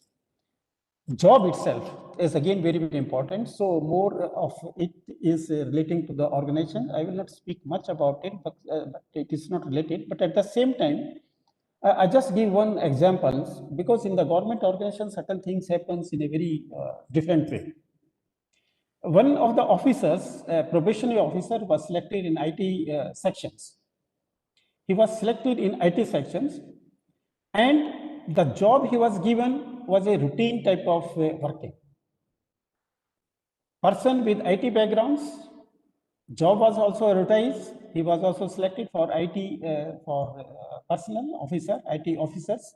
But the job, when he went to the actual to his place of reporting, the manager gave him the job of altogether different, of different natures, of a complete of a routine nature, which this officer did not like it. So just after a couple of months, he put his paper, he put his resignation, and left the job. So it was a fault on the part of that department, but still certain things in the government department, it happens because this organization was having, I mean, thousands and thousands of workforce. It's a big organizations, but it is there. And if the students are getting me, listening to me, so we should be very particular. When your job profile does not match with the skill that you are having, of course, some dissatisfaction, frustration comes into. And immediately you should take up in a very humble and polite way with your senior boss. Working relationship, the relationship that goes within the environment, within the working environment, should be very good. So our relationship with our students should be very good, very humble. Sometimes we can say hello to them, or sometime if it's in events, we can organize some type of activities. There we can appreciate them, we can praise them, we can just put a pat on their back. Oh, you have done very good. So that a sort of working relationship continues. Values of the organizations matters a lot. And similarly, the values of the institutions, that matters a lot. So we must have a very but these days, I mean, number of courses, number of this faculty development programs or some program, other workshops, lectures have been also be there. Human values, that is important. But imparting human values, I mean, it's not over. Just attending some workshops, some programs for a few days. Either this course should be a regular part of it, but over and above, whenever any of the faculty, I will put a suggestion, whenever any of the faculties goes to deliver the talks in the class, at least initial 3, 4, 5 minutes should be spent giving the importance of human values in the societies that should be imbibed in their personalities, always better. And whenever I go, just sharing my experience, that you can, every one of us can do it. Whenever I go to the class, I spend initial 5-10 minutes just to create a sort of atmosphere in the organizations. I highlight what is the importance of your personalities, what values are important that you should have in your life, in your personalities, all those things. At least 5-7 minutes devoting, giving this type of general talks to our students doesn't make much wastage of your time. Participative management, that again is a very wide terms, but briefly I will say participative management means normally when some important decisions are there, it's always better to involve the employees. And because their union activities and Calca on a very high, scale, I was, wherever some important decision was there, I was involving the union people, just asking what they want to see. We want to float this welfare scheme. We want to take these decisions. Sometimes decisions are very important, and not only important, they are very delicate. And if management take these delicate decisions and issue certain directions, and thereby some resistance, some oppositions come from the employee sides, and the decision is not implemented in the way the management thought to implement it, it is a great sort of humiliation on the part of the management. So this management was of the view that whenever any sensitive decision is there, let it be this union paper, you just let they also have a say in this decisions in this scheme, what they want to say. And participative management does not mean necessarily that whatever the union people say, I should blindly follow it. Otherwise, tomorrow the union people will come on your head. अरे ये क्या है? ये तो क्या manager है, chief manager है, जो हम कहते हैं वही मान लेता है. That feeling also should not go in. Your, prestige, your self-esteem, your respect should always remain intact. If you are not agreeable to their suggestion, you make them to convince because of these reasons. Or you can appreciate, oh, you have come with this idea. It's very good, but and it's very practical also. But now the time is not opportune. Time is not right to go for this, your suggestion. Let us wait for some time. But meantime, I have put this suggestion. You give your opinion. Similarly, my faculty members and my participants, we should involve our students. We want to organize these activities, some extracurricular activities. What you want to say in these things, so that involvement itself becomes a very creative, very conducive relationship between the faculty and the member of these students. Vision of the organizations. Wherever this manufacturing organization, service industry, or academic institution, they must have the visions. I don't want to talk much on these things because vision means a foresight, is again a long discussions, and mission is the pathway to achieve the vision. So vision is a foresight where these organizations want to reach, and mission is what are those steps, what is the roadmap to achieve those things. So when I take this words vision to this classroom, just put this question before the students: what my dear students, what you want to be in your life, what you want to achieve, and somebody may come out, sir, I want to become this thing. And then you can take how you will reach it. Some of the things he will come out, some of the things you can spell out. Yes, I also see you can achieve this thing. Your target is very good. Your objective or vision which you have laid down in your life is very good. But whatever points you have laid down to achieve your objective, your vision is also good. But still, I put some of more these steps, so that you can take care of it. That much, of course, it becomes our duty. Just a minute. Drivers of employee engagement, fairness. Again, is my dear participant, is very much important. We must be fair. What we want to say, we must do it. And we should be completely transparent, fair, towards our students. I just give an example. One of my agriculture officer was working with me because his job was to take care of the loan proposal relating to agriculture. And my job was that he should prepare, appraise the proposals to find this proposal is, I'm coming to this fairness and transparency, and this also relate to honesty. So he was appraising the proposals and putting before me, I was putting my signatures that this proposal of say worth 5 lakhs rupees is sanctions. When a proposal is sanctions, so money has not been released. In principle, we have agreed to sanction this thing, but money will be released when he executes certain documents. So for executions of the documents, the farmer will come, he will approach this officer, agriculture officer, because he has to deal with all agriculture type of loans.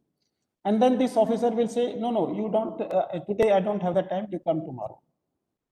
The poor customer again come tomorrow. Again he say, oh no, I remain busy today. This clerical staff was not there. All through I had to sit in the cash department. Today also I am not free. Third day again he will come and he will make one excuse another. So that his working is not fair. Number of times I took him left and right, but he was perfect in making some excuses. So we have to be careful when we are here, means whatever we promise, we fulfill it. You give him 4 days time. I told him, why don't you give 4 days time? He will, poor farmer will meet and come to you after 4 days. Heaven is not going to fall. But once you promise, you fulfill it. Otherwise, why you give a promise? So in our these things also, in our academic also, we should be very fair to our students. What we promise that tomorrow I will give you this, some notes or some, material for reading, we should be honest to them. We should be fair to them. And my participant, this feedback is very, very important. It's very, very important.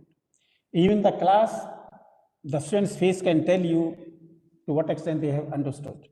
They can immediately tell you where they have understood or not, provided you carefully see whether they have understood or they have not understood it. So taking feedback is very, very important. Otherwise, you cannot judge the progress of the students. In the organizations, it was a regular exercise. Of course, formal feedback was taken once in a year at the close of the financial year, as on 31st March of the year. And 1 month was given to, this thing to fill up the performance appraisal report like that. It was a formal structures. But here in the academics, even on the moment you cover some important your deliberations on your subject, you can immediately ask the subject whether you have, my dear student, whether you understood what I have said it or not. If you are not understood, why you are not? Some of the students may come out, sir, we have understood. And then put a question to the students who has said, oh, I understood. Sir, students, what you understood, just tell him he could not understand it. So that repetitions, sort of, some importance you are giving to your own students, and then he's giving the feedback. And in between, he's not, given the proper this understanding of the subject. You can supplement it. You can supplement it. Now, goal sport again is very important. Once you have decided, once our students have decided setting up the goals or vision, now whatever sports he wants to achieve that goals, to accomplish that goals, what are the various steps are involved, and is not a position to lay down the various these things, then it becomes our duty to support that boy, to support that students. Even in the organizations, we were supporting our these things to our employees in the sense, because sometimes their communication skills, their performance on the job was not coming up to the mark. We were talking to them, interacting to them, what problems, what difficulties you are facing. Even this chairman to whom I keep on talking, he was holding various meetings at various, at various levels, at various places. In case they are finding any difficulty, come to know what are the constraints, what difficulty you are finding. I'm here to take care of it. Once, some of the senior employees, they came out, sir, we find some difficulty to bring business from the market because our communication skill is not very good. Slowly and gradually, this feedback was with him, that most of the senior employees who are working in this old organization, they have not been exposed to that type of environment which now today demands. They are not in a proper way to talk to the customers and bring more and more business. Then we hired hundreds marketing officers with management qualifications. All these hundreds, officers, they were put on intensive training for about 1 month, and then we allowed them to go and visit at various places. All these 100 officers we mixed with these senior employees. So this was also one of the strategy we took. So it all depends what strategy you take for improvement of this goal on the part of the students. What type of sports they require? Leader availability. If your action inspire others to dream more, learn more, do more, and become more, is you are a leader. That is one important thing that we must pass this message. We as a faculty should take that we are also a leader. Leader availability here means leader should not sit in a very watertight of compartment. He is not accessible. He is not available. Despite frequent, visiting, he is not available. That should not be there. He should be, but at the same time, he should not be. Is accessible so easily that everybody can take it. Oh, मैं तुमसे मिल ही सकता हूँ. उसका क्या है? They should not take it for granted. He should also keep his position intact. Should keep his respect and dignity of the position intact. It is not like that. But at the same time, he should also be available as in when some wants to meet him. Leader integrity. Please remember, this is, everybody looks at. Everybody looks at us as a faculty member. Everybody looks in the organizations towards the leader. That is integrity is a core value of one's personality. Please understand in that way. Integrity is a core value of your personality. Integrity, if I just give a very simple example, Abraham Lincoln was a great solicitor, is a great lawyer. One day a client came to him, sir, you take my case. Abraham Lincoln took the case, he went through the case, and what he said? Your case technically is very strong. Technically, yeah, the case is very strong, but ethically it is not good. So when I will be arguing before the judge on your case, I'll be saying at the back of me, Lincoln, you are telling lie. Lincoln, you are telling lie. Therefore, I do not want to take your case. That is integrity. That is integrity.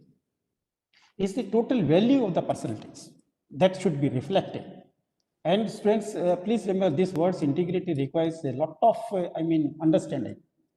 So here time is not there, otherwise I would have elaborated more on this point of integrity.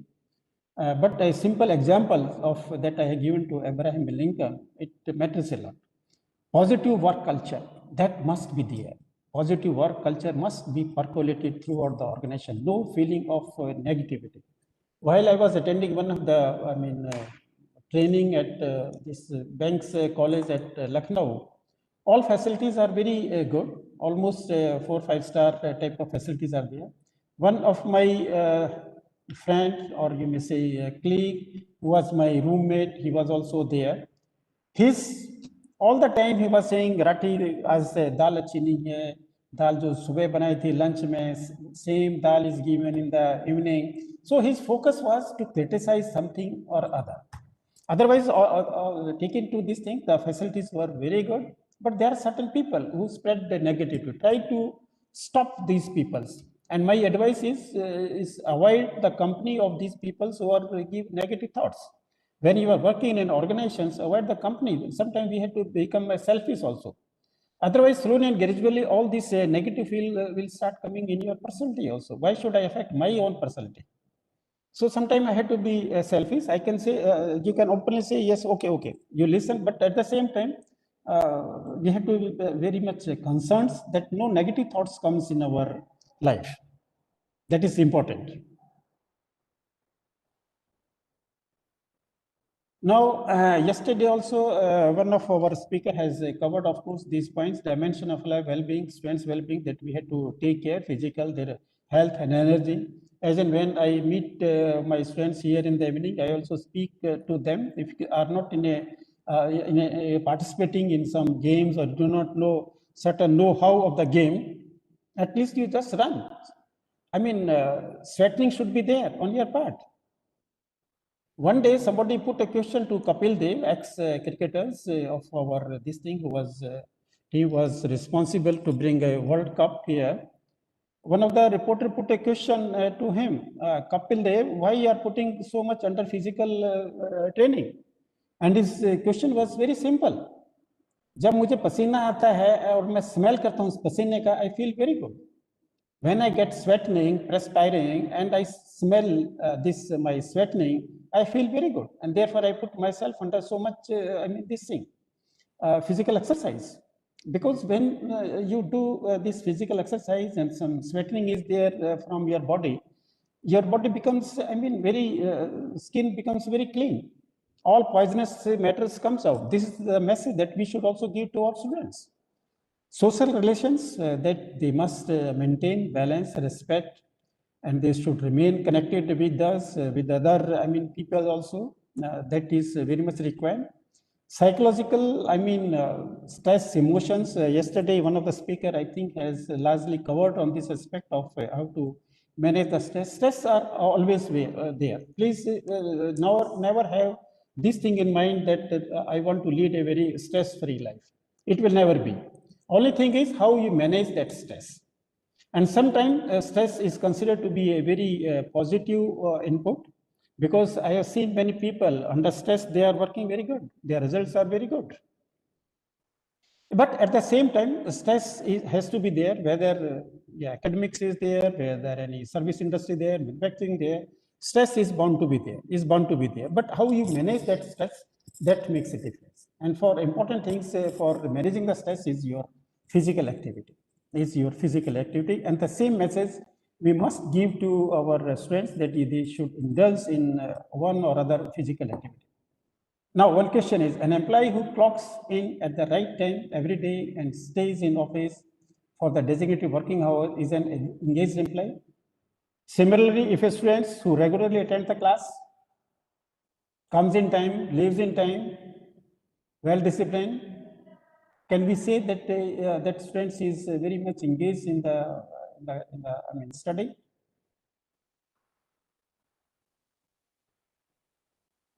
Only thing is, it is not, simply coming in time and going in time. It is not matter. How you are emotionally engaged to that particular, organizations or particular that academic institution, that is more important. Besides your routine, what else you are doing for the organization, for the institutions? Dr. APJ Abdul Kalam. See, teaching is a very noble profession that shape the character, calibers, and future of an individual. Please remember, this one sentence speaks a lot. We are the builders, we are the creators of our students. The parents, they have given the birth. For 2-3 years initial periods, he or she, the kid was with the parents. Later on, your school educations, your post, secondary schools, your college, the university, we as a teacher, we have to take care of them. And how we take care of them, that is the most important things. Teaching is a very noble profession. People look at us. Is a very, no other profession is so pure, so pious, so religious as profession of teaching is there. We are the shaper of the career of the students. We are the shaper what character they should. Character also, yesterday, I just gave one small sentence what character is. What you are doing when nobody is watching is character. This is very important. We as a builder of these things should be very pass this message. Now, if you can see and can go through 1 or 2 slides, I will be showing you, because sometimes our students have a lot of potentialities, but that their potentiality is not coming on the surface. The job of a leader is to see the potentiality of his workforce and to bring that potentiality on the surface for the better use for the organization, for the betterment of the organization. Similarly, for us as a faculty, we should see the potentiality of all our students and to what extent we can channelize that potentialities in a more constructive way, particularly in molding his career for a right directions or towards the vision which a student has set out.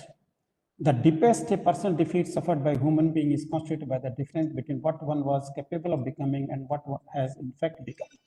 People are capable of becoming something and what he has become. All our students are capable of becoming what they want to become, but because lack of guidance, lack of directions, they don't go for it. There's a difference between simply existing and truly living. Please understand. There's a distinction between simply surviving and really thriving. The sad thing is that most people have lost sight of the human gifts that lie within them and have resigned themselves in spending the best years of their lives watching television. So, God has given a very precious gift to all of us, to our students also. So, for us as a faculty, we must see that this gift given by God is properly utilized by our students, by us as a faculty member. Just wait a minute.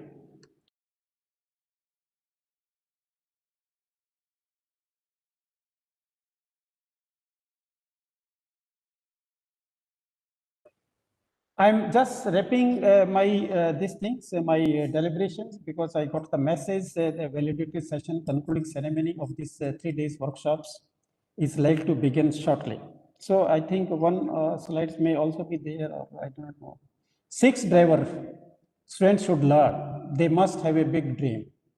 Each one of us, of course, we should also, we are all young faculties, so we should also have a big dreams. John F. Kennedy once said to his technicians, John F. Kennedy was one of the popular president of this great country, United States. From 10 years onwards, from 10 years from today, I want to see an American landing on the moon. Just think of. He took a dream that 10 years from now, I want to see that an American lands on the moon. All technocrats, big technocrats said, sir, how is it possible? We have no technology, no technique, no skill. How it is possible that we land, an American should land at these things at the moon? And he said, his reply was, I am not concerned with it. What you want, what skills, what, machinery, what type of devices you want, that you tell me. But I want 10 years from now, an American should land on this thing. And before 10 years, an American landed on the moon, Armstrong. Do you do what you really want and enjoy it? Please, and therefore, setting of your goals, the same thing is setting of your goals is very important. What you really want in your life, because goals give the directions, vision give the directions. Then, because these days there is a lot of distractions available in the environment to our students. A lot of distraction is there.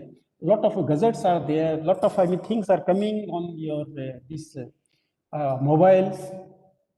So many apps are available. So a lot of distractions is there on the part of our students. So it becomes our duty that they should set goals, because once they set a goals, they set a vision, it gives a direction to them. Then they will not wander here and there. They will, their concentrations, their focus attention will not be distracted, because all time it will remain in their mind, because I have to be something in my life. I must do something. Commit to excellence. This feeling should also go in the minds of the students, that they should always strive hard to go for excellence. Become decisive. And yesterday also I told the decision taking is important. Some of the decision may go on, does not make a difference. But that ability of taking the decision is important. Then seeing that my decision will go wrong. So that and the same feeling must go when you give some small case studies to the students. Let they come out with some decision. Even if the decision is wrong, you can make it correct. But they must develop this skill of taking decision. Dedicate yourself for lifelong learning. So learning should never stop. That message should also be given to our students. Say Bill Gates, he reads 50 books in a year.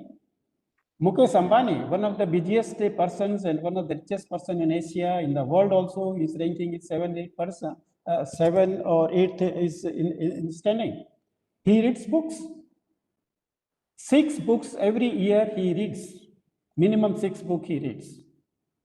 So learning should never stop. Genius is 1% inspiration and 99% is perspiration. So hard work matters a lot. Hard work coupled with smart work matters a lot. So they have the skill, talent, but they should, our students should not be under this impression, because sir, my talent is inborn, my skill is inborn, I can do anything. No, it has to be supported by hard work. That is must. Hard work is must.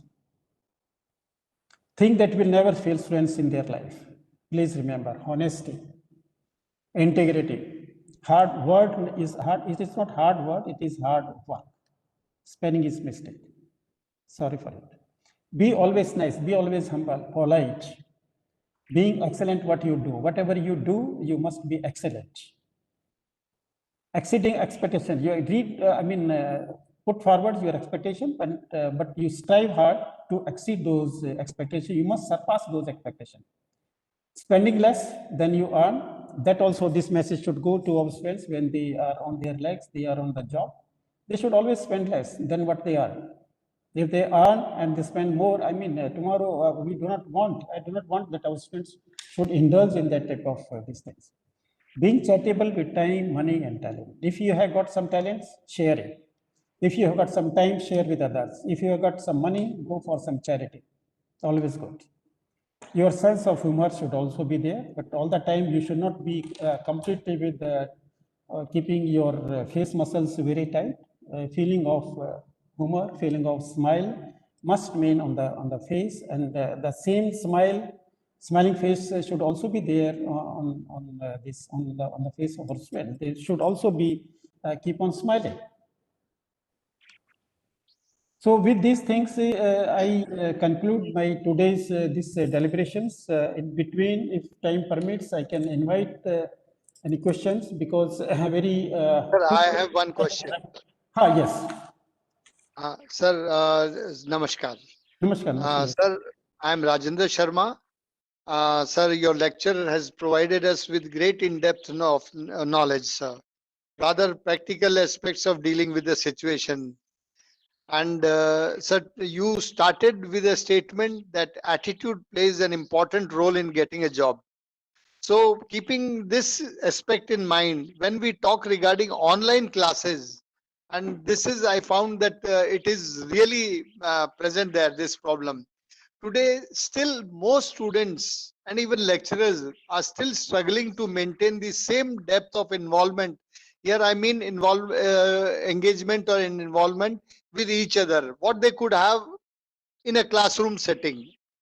When, if this is correct, then what are the solutions you suggest to maintain the depth of engagement or involvement on both their part?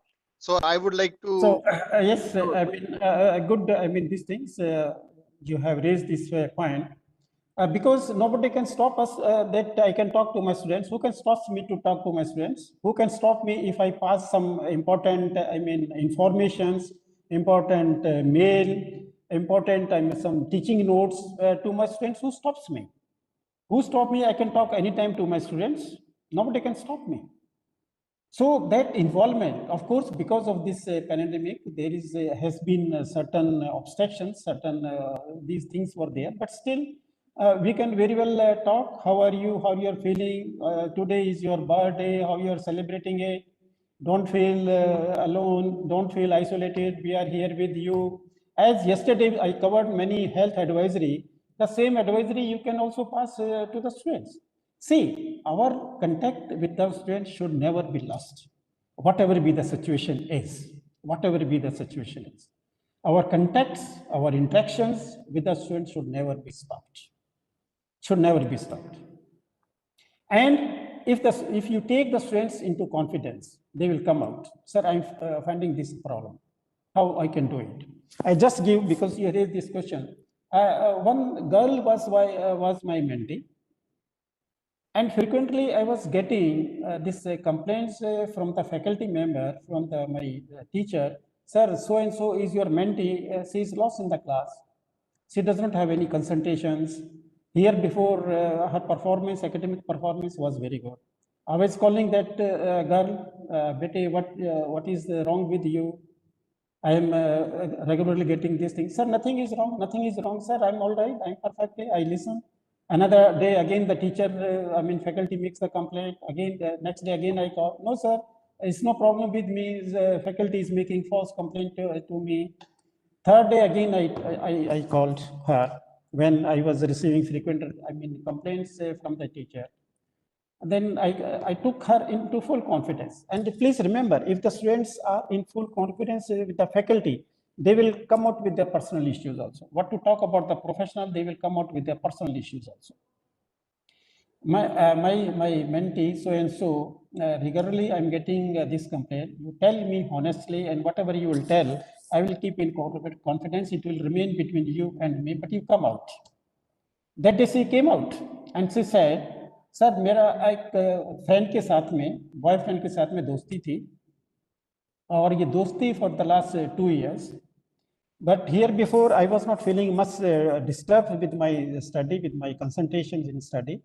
But the last couple of months, he is, sort of passing wrong, message to me, which I do not like. Sometimes certain vulgar statement is also he's passing, which I do not like. Then I told her, should I talk to him, or should I talk to your mother? Should I tell all these things to your mother? And she was very open. Immediately said, yes, sir, you can call my mother. Her mother was staying in Lucknow, far away from this place. And I sent a message, and she also came and she talked to that boy, and things were made all right. Things were made all right. See, these are the young students. They are the young, immature type of students. Sometimes they do not understand. They indulge in some, this type of activities. But we as a teacher must take care of it, because ultimately we are responsible as a teacher to make their life. So I think I have satisfied with your this, query. We should remain engaged with our students, whatever be the positions. Sun or shine, or COVID or no COVID, we must remain engaged with our students.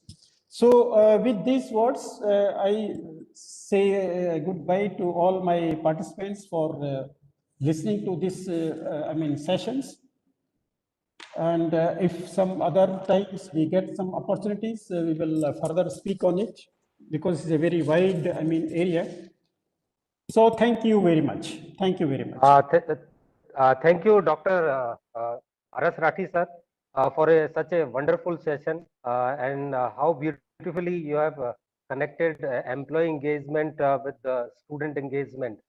So, and how we can engage the student by providing them the working relationship, and the by using the participative management, and how we can inculcate the leadership quality in the among the student, and we should provide the career development opportunity to the student also, and the main emphasis should be on the communication skill. So sir, thanks for such a wonderful session, and we hope that again in future also will get the opportunity to listen from you. Thank you very much, sir. Thank you. And over to you, Dr. Rathi, for validatory session. So we'll move on the next session. So over to you, Dr. Rathi, sir. Yes, sir. Thank you, Professor Naveen. We will take this today's proceeding to the further stage, which is a validatory sessions, a concluding ceremony.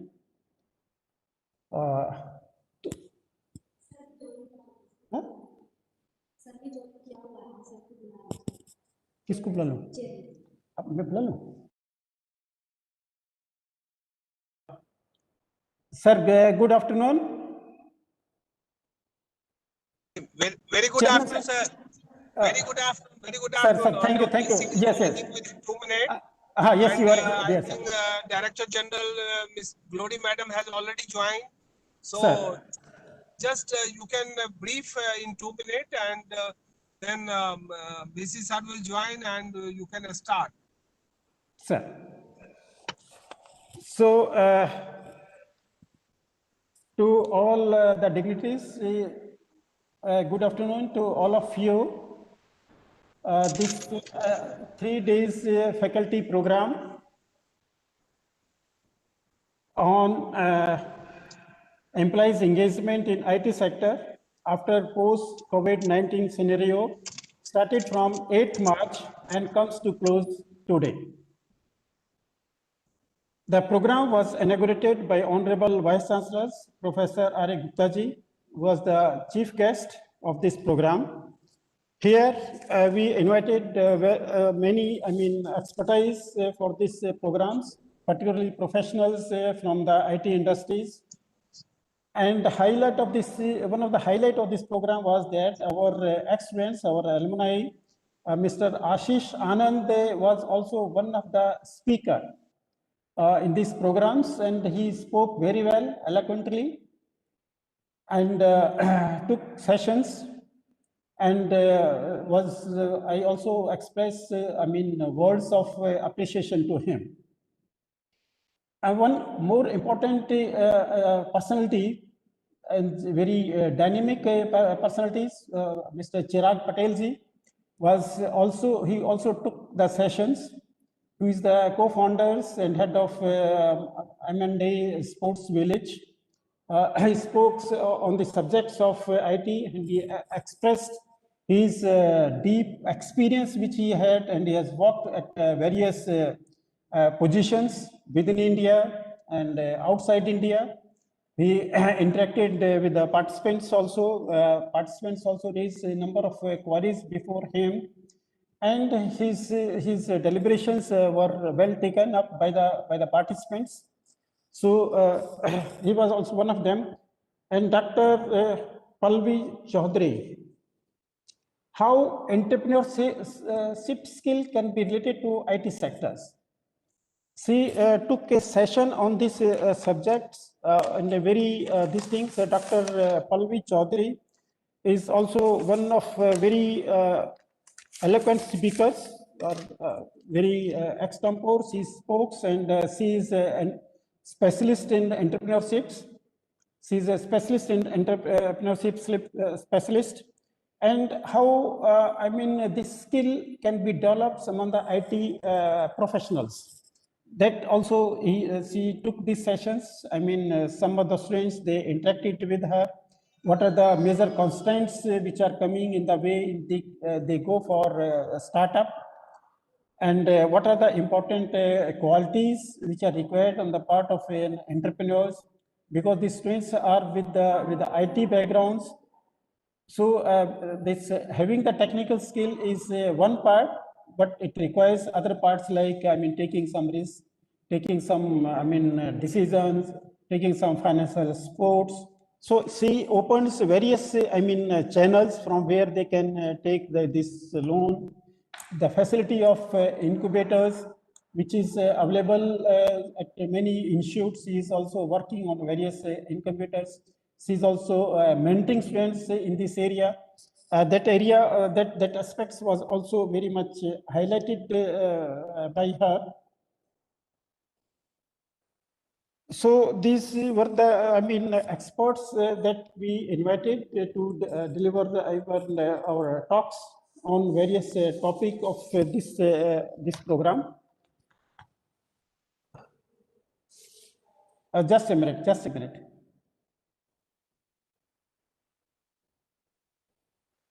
Professor Devedi, good afternoon. Good to see you. Professor Devedi, can you hear me? Yeah. Yes. Good to see you here. So nice of you, because your efforts were also because all through you have been coordinating. Yes, good afternoon, madam. Yes, good afternoon. Namaskar, madam. Namaskar, Good namaskar, afternoon, and welcome once again to Namaskar, Shankar sir. family. Namaskar. Namaskar. Yes. नमस्कार Dwivedi ji, AK Dwivedi ji, नमस्कार. नमस्कार जी, नमस्कार sir. आपका ही baby है, आपके द्वारा संचालित है, आपके द्वारा आयोजित है, और आपको ही बहुत बहुत शुभकामना, बहुत बहुत बधाई. बहुत ही शानदार तरीका से हुआ. शंकरा और बिल्कुल सर, हमारा ये प्रोग्राम बिल्कुल दोनों ने मिलके, मतलब दुनिया के कोने कोने से हमने इकट्ठा किया स्पीकर को, और पार्टिसिपेंट ने भी काफी सपोर्ट दिया. बिल्कुल सर. और कैसे हैं सर आप? बिल्कुल ठीक हूँ. मैं अभी कुंभकोणम में था. शंकराचार्य जी का कल जन्मदिन था. अच्छा. आगे बस तो अभी क्या just ऑन द वे हैं आप, जर्नी में? हाँ, जर्नी में हूँ, एयरपोर्ट पहुंच रहा हूँ 2 मिनट में चेन्नई, और फिर जयपुर आ रहा हूँ। हाँ, वो मुझे लग रहा था कि ट्रेवल कर रहे हैं आप। जी, लेकिन आपका आदेश था ना, इसीलिए हाजिर हो गया। नहीं नहीं सर, बहुत बढ़िया, ऐसे तो मोटिवेशन मिलता है। वीसी सर भी आ गए। Good afternoon sir. Sir, good afternoon sir, good afternoon. या नमस्कार नमस्कार नमस्कार नमस्कार नमस्कार। बहुत बहुत स्वागत है वीसी साहब, आपके वीसी सर आने ने से ज्वाइन कर तो लिया। Good afternoon sir. लगता है कि कॉन्फ्रेंस में बसंत आ जाता है। मैडम बैठी हुई हैं, डायरेक्टर जनरल। उनका मैसेज है कि पास। हम तो संक्रा में बेसिकली कुछ आयोजन हो और मैडम दीजी सुनो, नहीं रहे, ऐसा हो ही नहीं सकता। इसका मिस कॉल आया हुआ मेरे पास। जी, राठी सर, आगे सर का सर जल्दी सर शुरू करिए, वीसी सर साहब को भी जाना है जल्दी। yes sir, good afternoon to all the dignitaries. And now, because sir, you are also traveling, first of all, I just convey to you that you welcome the dignitaries thank you very with much. your kind words. With your kind words. Thank you. Yes, या, sir. बहुत बहुत आभार। Madam. आज इस समापन समारोह में उपस्थित हमारे मुख्य अतिथि राजस्थान तकनीकी विश्वविद्यालय के कुलपति महोदय doctor R A Gupta ji, अति विशिष्ट अतिथि के रूप में उपस्थित director general doctor Glory Swarupa ma'am, आज उपस्थित doctor Chirag Patel ji, doctor A K Dwivedi ji, doctor Anil Mathur ji, doctor Dhirendra Mathur ji. हम लोगों के लिए खास करके संकरा ग्रुप ऑफ इंस्टीट्यूशन और आरटीयू के लिए ये सुनहरा अवसर है, जब विश्व के कोने कोने से इतने अच्छे स्पीकर हमारे माननीय कुलपति महोदय के अथक प्रयास से, उनके मार्गदर्शन से एकत्रित हुए हैं और इतना अच्छा आयोजन हुआ है। कुलपति महोदय, आपकी कितनी भी प्रशंसा किया जाए ये कम है। जोड़ी मैडम जो एमएसएमई के महानिदेशिका है, आपने देखा है कुलपति महोदय कि आरटीयू और शंकरा के लिए हर समय ये उपस्थित रहती हैं।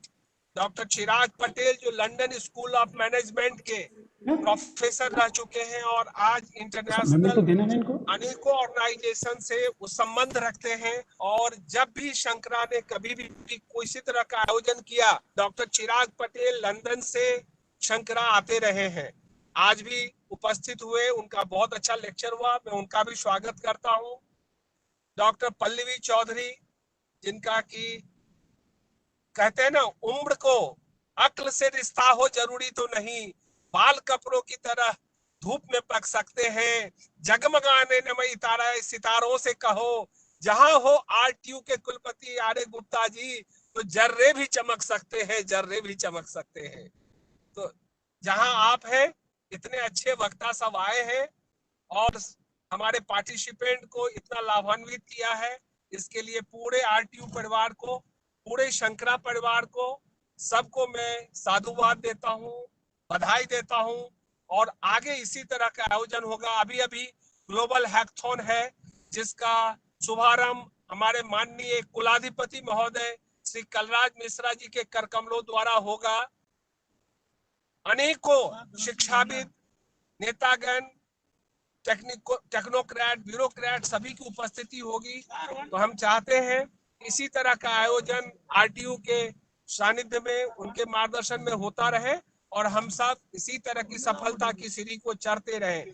एक बार फिर पूरे आरटीयू परिवार को, विशेषकर हम अपने कुलपति महोदय प्रोफेसर आर ए गुप्ता जी का, डॉक्टर अनिल माथुर जी का, डॉक्टर धीरेन्द्र माथुर जी का, डॉक्टर ए के द्विवेदी जी का एवं अन्य सभी सहयोगी, फिर आरटीयू संकरा परिवार के प्रोफेसर आशुतोष मिश्रा, डॉक्टर रणवीर राठी जी, प्रोफेसर एस एन कुट्टी, डॉक्टर नवीन शर्मा जी, डॉक्टर सुनीता जोशी जी एवं सभी शिक्षकों को बहुत बहुत बधाई देता हूं। कुलपति महोदय, आपने जहां कहीं भी शंकरा को याद किया है, शंकरा उस पर खरा उतरा है और पिछले कुछ महीनों में ही हमने 7 वर्कशॉप करा दिया है, जो अपने आप में एक मिसाल है। और आज इसका भी समापन इतने अच्छी तरीके से हो रहा है।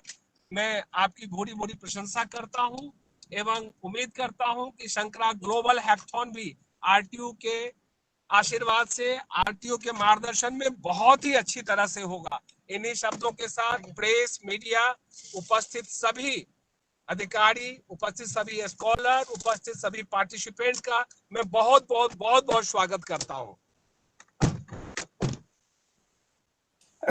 Thanks a lot, sir.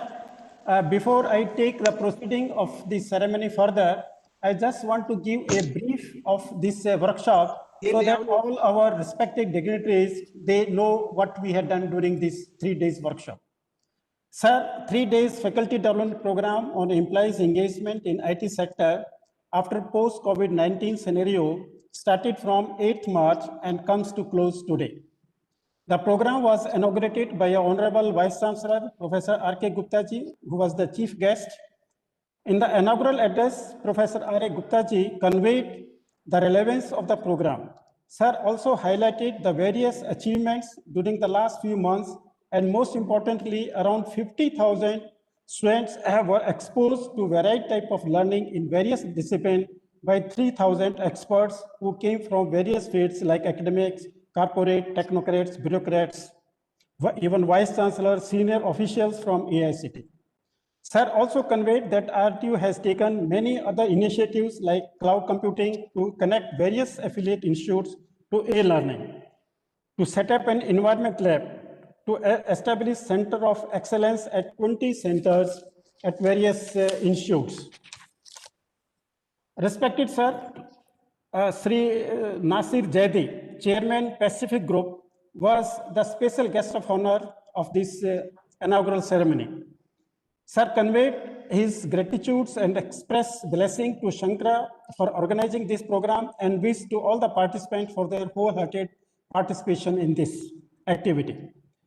The program covers topics like IT relevance and importance for employees post-COVID era, impact on logistics post-COVID-19, the importance of employees' wellness, employees' engagement is boon to organizations and institutions with healthy work practices, new and emerging skills in IT sector for employees' engagement, etc. The speakers were bureaucrats, corporate experts, IT experts, professionals. To name a few, Mr. Chirag Patel, Dr. Palvi Chaudhary, Mr. Ashish Anand, Sri Anshuman Bhumiaji, IAS. Shankara feel proud that one of our ex-students from our institutes, Mr. Ashish Anand, addressed the participant and the feedback of his delivery has been rated excellent by the participants. Now, what remains the learning outcomes for conducting this workshop? What we learned, what our participants learned about it. Employment engagement is direct proportional to profit of the organizations. Similarly, students engage in their study, blended with good human values, lead to upgrade the image of the institution where they study. Second, study shows that the profitability of the IT companies has not been affected adversely after post-COVID-19 due to healthy work practices followed by these companies to keep their employees engaged who are working from home and even at remote places. Next, the programs gave a direction that every challenge can be transferred into opportunity with keeping clear vision on the part of the organization. Similarly, high words of appreciation to the leader of Rajasthan Technical University, Professor R.A. Gupta ji and his teammates for exposing a mammoth number of students, faculty members, research scholars to various programs, workshops, lectures during the past few months. Thank you, one and all. Now I request Professor Devedi sir to speak a few words on these occasions because your efforts can never be forgotten. You put a lot of efforts. Your concerted efforts cannot be are kept on the records. We appreciate your efforts. So I just invite you to speak a few words on this occasion. Over to you, sir. Okay, good afternoon, one and all. Am I audible? Yes, sir, you are audible. Okay, good afternoon, one and all. Honorable Vice Chancellor of RTU, Professor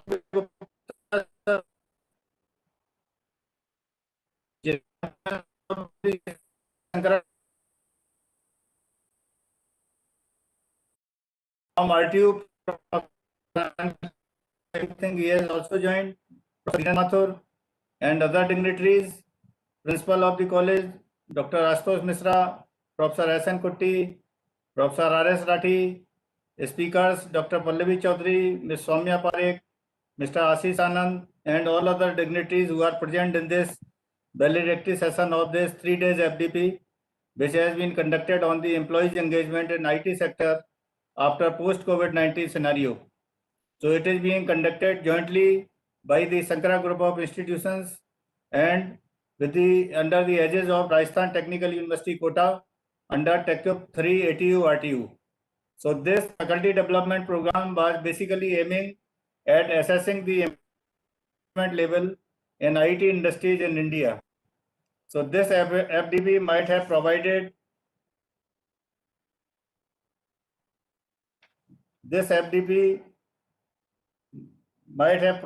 insight the information for the IT professionals about the employees engagement in the field of human services. As the level of the employees engagement is measured, the team leaders can develop and implement the strategies that would actually improve the engagement in their organizations.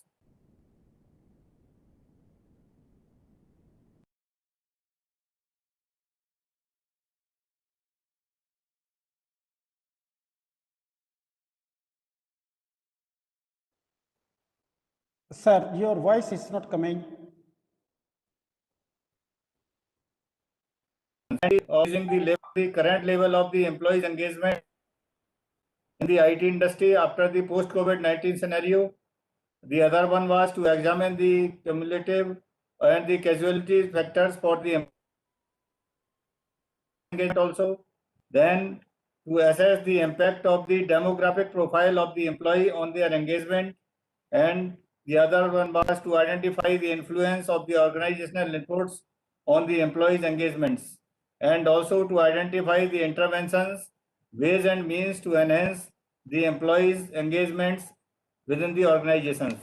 So I hope the aims or the objectives of this faculty development program, they have been fulfilled.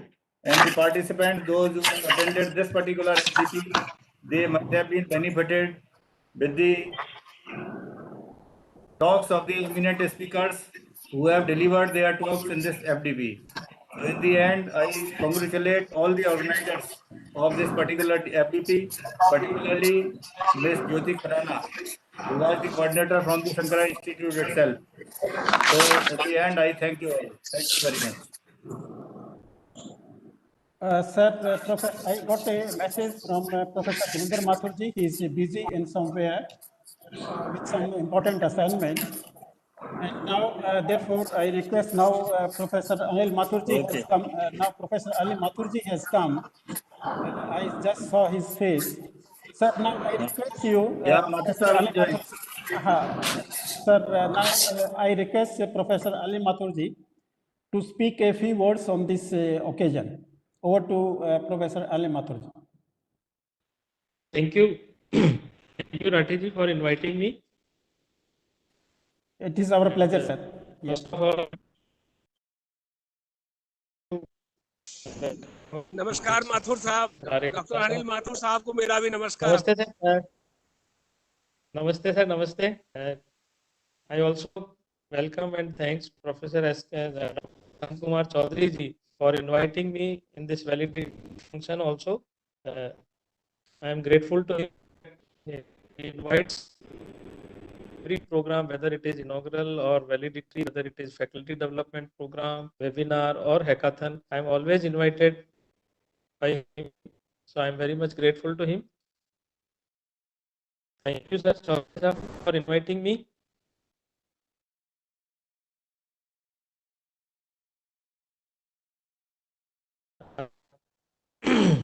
Then we have our RTU coordinator, Cube coordinator ATU, Professor Dhirendra Mathurji. Then Professor A.K. Dwivedi, my friend and the coordinator of this. Ashutosh Mishra ji, then Madam Director General MSME. Thank you, Madam. So I welcome all, and I am thankful to the organization. And as you know that I was also invited in the inaugural function of this, and Professor Dr. Chaudhary ji has informed that number of guest speakers like IPS, IAS, Director, and many other senior persons were invited for the talk in this event. I hope the lecture delivered by the various speakers will be beneficial to all the participants in this after post-COVID.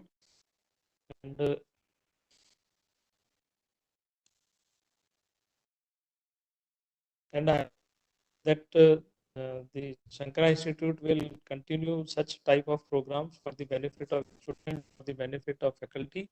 And under the leadership of our Honorable Vice Chancellor, we are organizing number of such activities under TechU.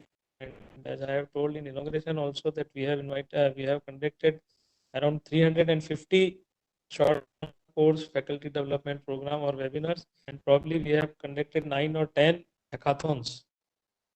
And next hackathon will be in Shankara Institute from 19th to 20th March. It is an hackathon, and our governor, Sri Kalraj Mishra ji, will be the chief guest in the inaugural function. So it is a great achievement, and for Shankara Institute and for RTU also.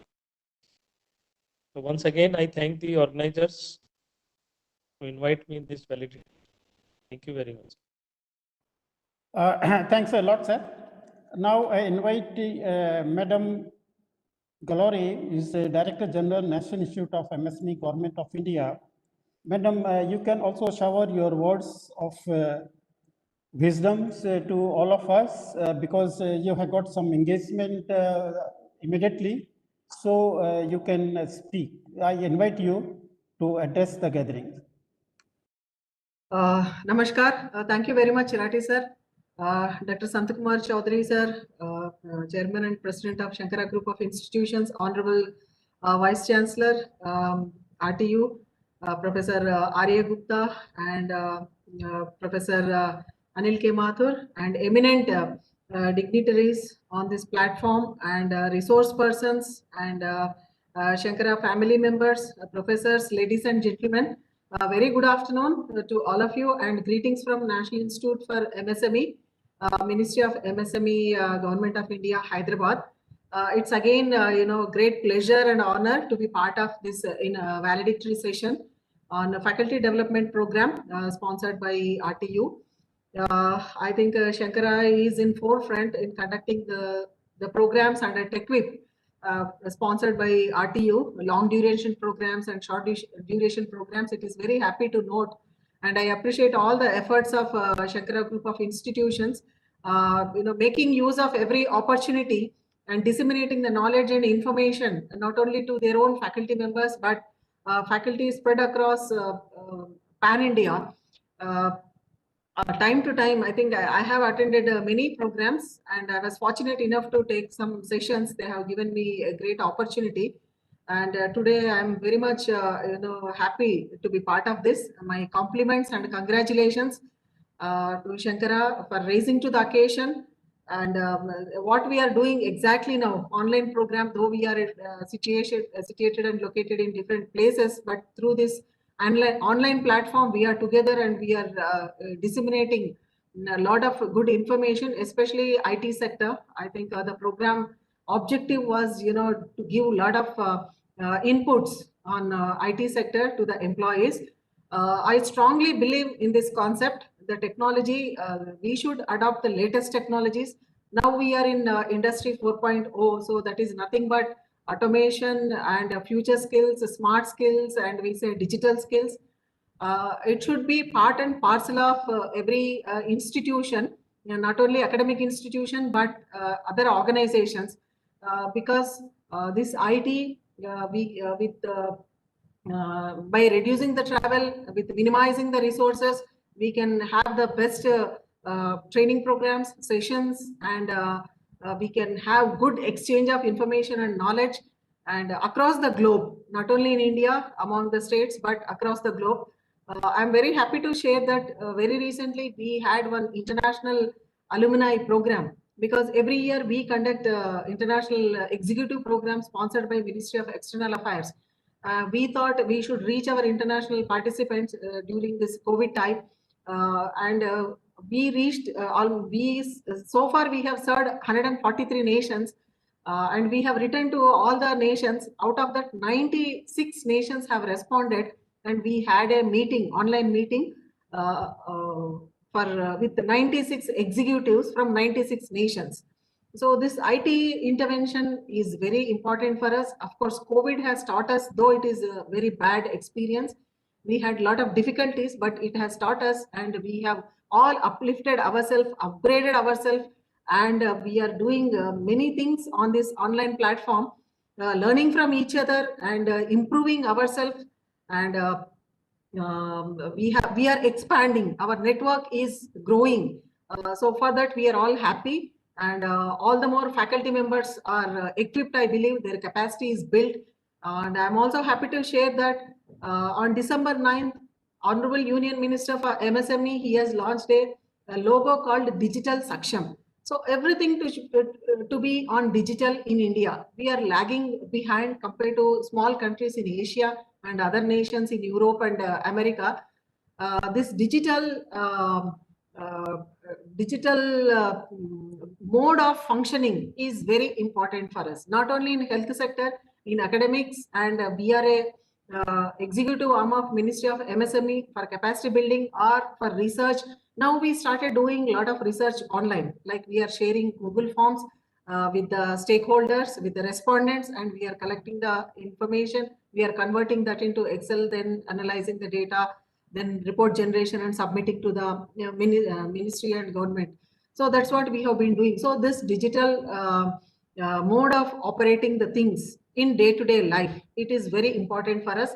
The digital Saksham logo launched by the Honorable Union Minister is envisaged to impart digital literary skills and digital financial literacy skills to all the MSME stakeholders. And I'm proud to share that NIMSME is the knowledge partner with CII for this project. So that's how all the educational institutions should find out the need to impart the knowledge and impart the education modules or your sessions or your assignments and your feedback mechanism, your internships, your research, small research reports, everything, and including the publication of papers. All these things should be now transformed to digital mode. So that's how we can progress, and we can be on par with other nations, other developing nations or developed nations, and we can improve our ranking index in global digital literacy list, and we can contribute for development of our nation, and most importantly, our society and our stakeholders. I hope this program has fulfilled all these important inputs, and faculty are equipped and empowered, I believe. Now faculty has to take these inputs, whatever skills you received, so to your student community or other fellow faculty community, and that should definitely help all of us in functioning in a better way by minimizing our resources on time and financial resources, and for more effective delivery. So that's how I feel this program is very useful and very fruitful for all of us. And I look forward for more these kind of programs from TechWhip, sponsored by RTU Kota, and more institutions, universities should take up, should come out with these kind of innovative ideas in imparting the skills and knowledge to the faculty community to go online, to be on digital, to be all soft based skills. This is very important for us. Once again, I express my thankfulness to the chairman sir and all the family of Shankara Group for providing me an opportunity to be part of this program and to share a few thoughts with you all. And thank you very much. And I wish the faculty community present in this platform all the very best, and to share this information to everybody. so that it is multiplied. These skills are multiplied. Thank you very much. Thanks to all of you.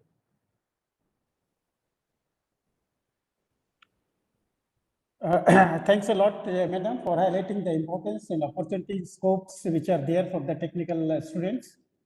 Now, finally, I request our Honorable Vice Chancellor, Sir, Professor R.A. Gupta ji, to speak words of his blessings, words of his wisdom to all the participants who are eagerly waiting for your address. Over to you, sir. Thank you, Rati Saab. Thank you very much. First of all, I want to thanks to Madam Gloria Swarupa because she is very important for us.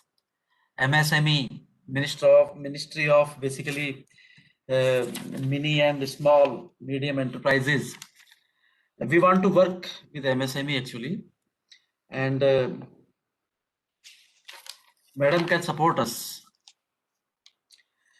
मैं ये कहना चाहता हूँ madam कि basically in any academic institute we are doing lot of academics, faculty development program we are doing, hackathon we are doing, we have connected our so many students, but research is very, very important.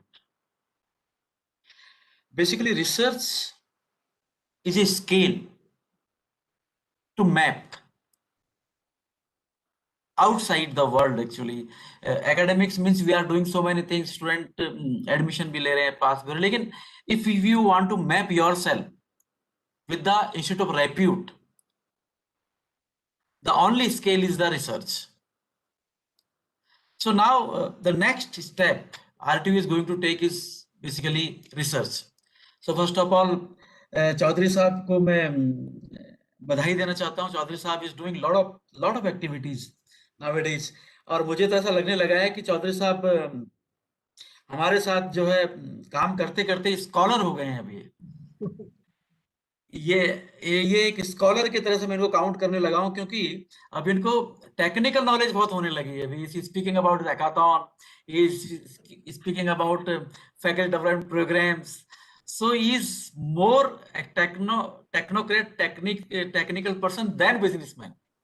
So this is good sign for us that our institutes chairmen are. DC साहब, मैं disturb कर रहा हूँ गुस्ताखी लिए madam. मैं कहता हूँ कि हमारे शास्त्र में कहा है सत्संगे गुना दोषा, सत्संग से गुण होता है और दोष होता है. आप जैसे स्कॉलर, मैडम जैसे स्कॉलर सबके सत्संग में रहते रहते कुछ तो उसका असर होगा ना, तो थोड़ा मैं भी सीखने लगा हूँ. बहुत बहुत आभार. तो एक्चुअली में हमारा जो मकसद है मैडम, तो इसको बहुत अप्रिशिएट करेंगे. हमारा जो मकसद है वो ये है कि हमारे चेयरमैन जो हैं अब स्कॉलर बन जाएं. तो जैसे चेयरमैन स्कॉलर बनते हैं, इंस्टीट्यूट का डेवलपमेंट ऑटोमेटिकली बहुत ऊपर जाता है और हमारा वर्क कम हो जाता है.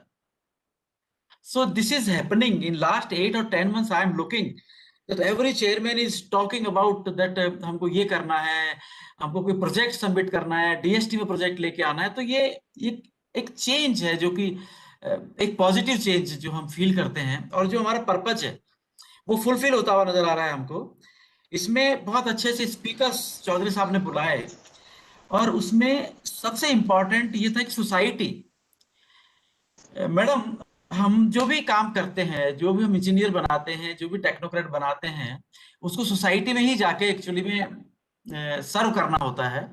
और सोसाइटी में हमारे इंजीनियर्स में इतना गैप है कि सभी जगह ट्रेनिंग होती है, हमारे टीचिंग में ट्रेनिंग बिल्कुल नहीं होती. आज डिग्री करते हैं, कल क्लास में खड़ा करते हैं पढ़ाने के लिए टीचर.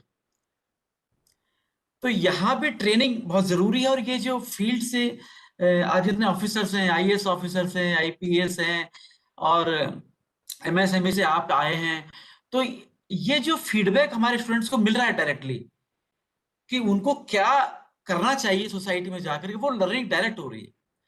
तो ये इसी के लिए मैं चौधरी साहब को, सभी इंस्टीट्यूट्स को एक्चुअली मैं बधाई देना चाहता हूं, कि बल्कि थैंक्स भी देना चाहता हूं, क्योंकि आरटी को काम ये लोग कर रहे हैं कि इन लोगों ने सबको कनेक्ट किया.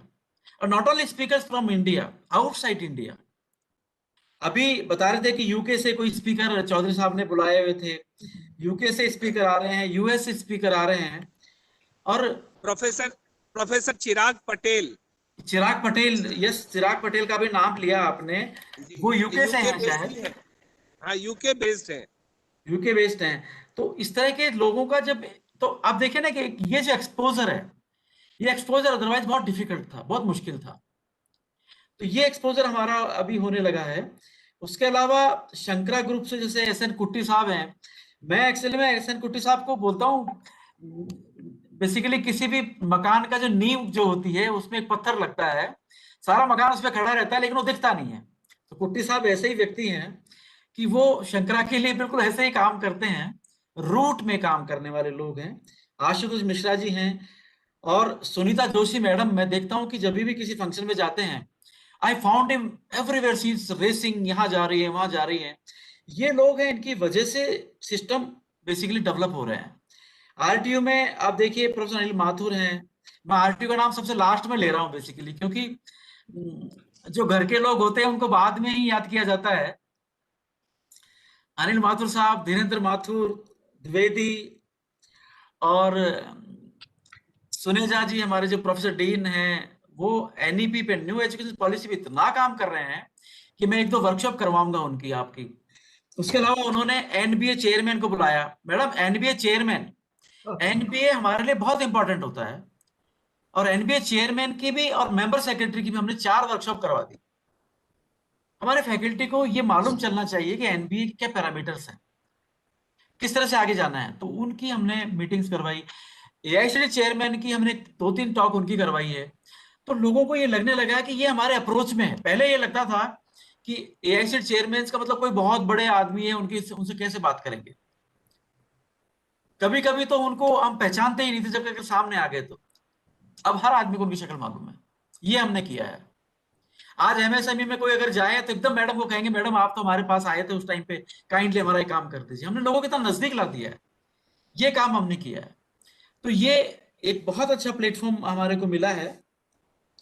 और अभी इसमें उनको भी बुलाया आपने, पल्लवी चौधरी जी को बुलाया, उनकी सुबह टॉक थी, और वो आरटीओ के साथ टॉक थी। उनका इतना गजब का, जो यंग लोगों का जो बेसिकली नॉलेज है वो मिलना बहुत जरूरी है, और वो हमको मिल रहा है। और हमने इसको बेसिकली आरटीओ ने भी इस चीज को रियलाइज किया है कि जो नए जो हमारे एक्सपर्ट्स हैं उनको बुलाया जाए, उनकी नॉलेज बहुत जबरदस्त होती है। आपको बताऊं मैडम कि हमारे मोबाइल से हमारे 8 साल का बच्चा जो प्ले करता है वो हमें नहीं आता। तो ये बच्चे इतना प्ले करते हैं मोबाइल पे, मतलब कहने का ये है कि इसको भी हमें कंसिडर करना चाहिए। हम कभी कभी सोचते हैं कि इस जनरेशन को बाद में बात करेंगे, नहीं, इसको सबसे पहले बात करें। इनके नॉलेज का कोई मतलब कोई अंदाजा नहीं है कितनी नॉलेज इनको है। और हमारे पास तो इतनी यंग जनरेशन है। हमारा मिरर जो है, एक्चुअली में आपने देखा होगा टीचिंग फैकल्टी में आप कभी भी किसी को ओल्ड नहीं पाएंगे, क्योंकि हमारा मिरर जो है वो 20 ईयर्स का स्टूडेंट है, और हम उसको 24 घंटे उसी को देखते हैं।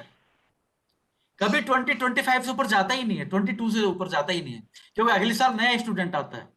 तो हमको कभी लगता ही नहीं कि हम बड़े हो गए हैं। ये हमारे प्रोफेशन की ब्यूटी है, और इसलिए हम लोग बहुत एंथुजियास्टिक होकर काम करते हैं।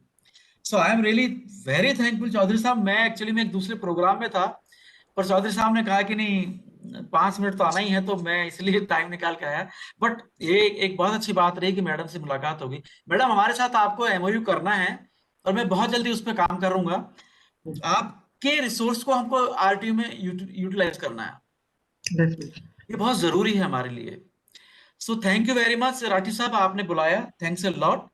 और मैं सबको बधाई दूंगा, और पार्टिसिपेंट्स को स्पेशली मैं बिल्कुल मैं ये जानता हूं कि उनको बहुत नॉलेज इससे मिली होगी।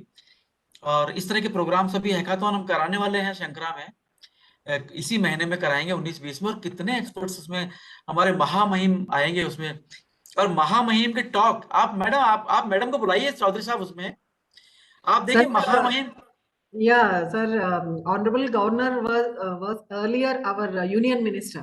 I happened to hear to him. Yeah, he's a very inspiring and motivating orator.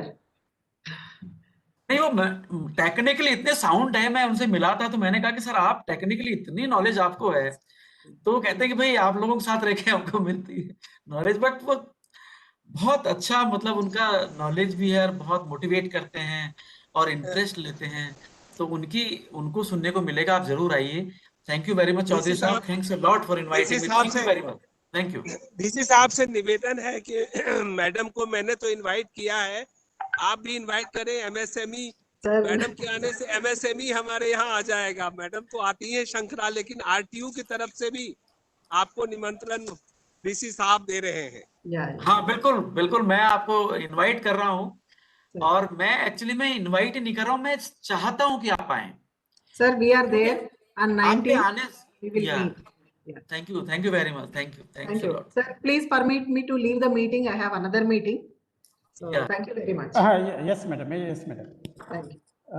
Thanks a lot, sir, for your inspiring words.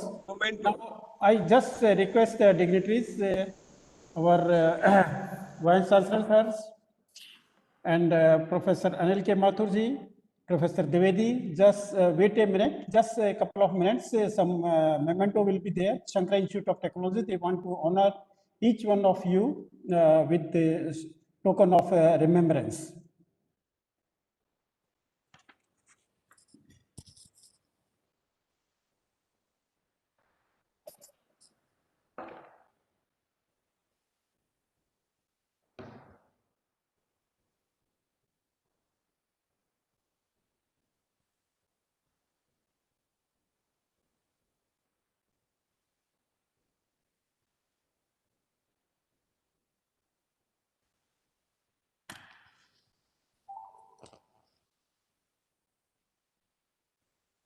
Hello.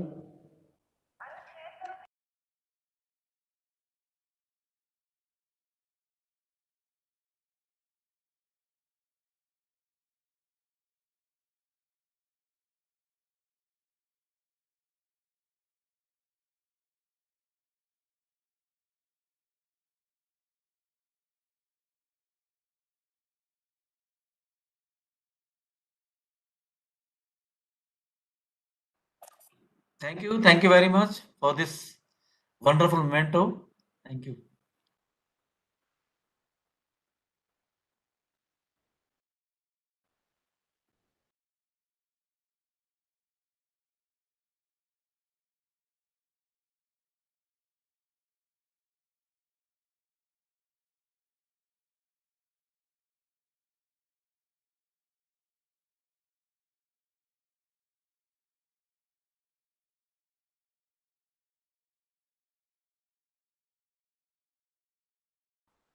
Oh, Madam, Madam Sarupa Galore, this is a token of remembrance from our sides.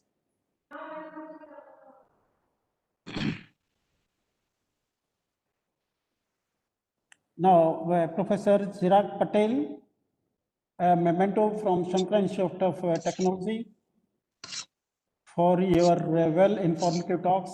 Professor Anil K. Mathur.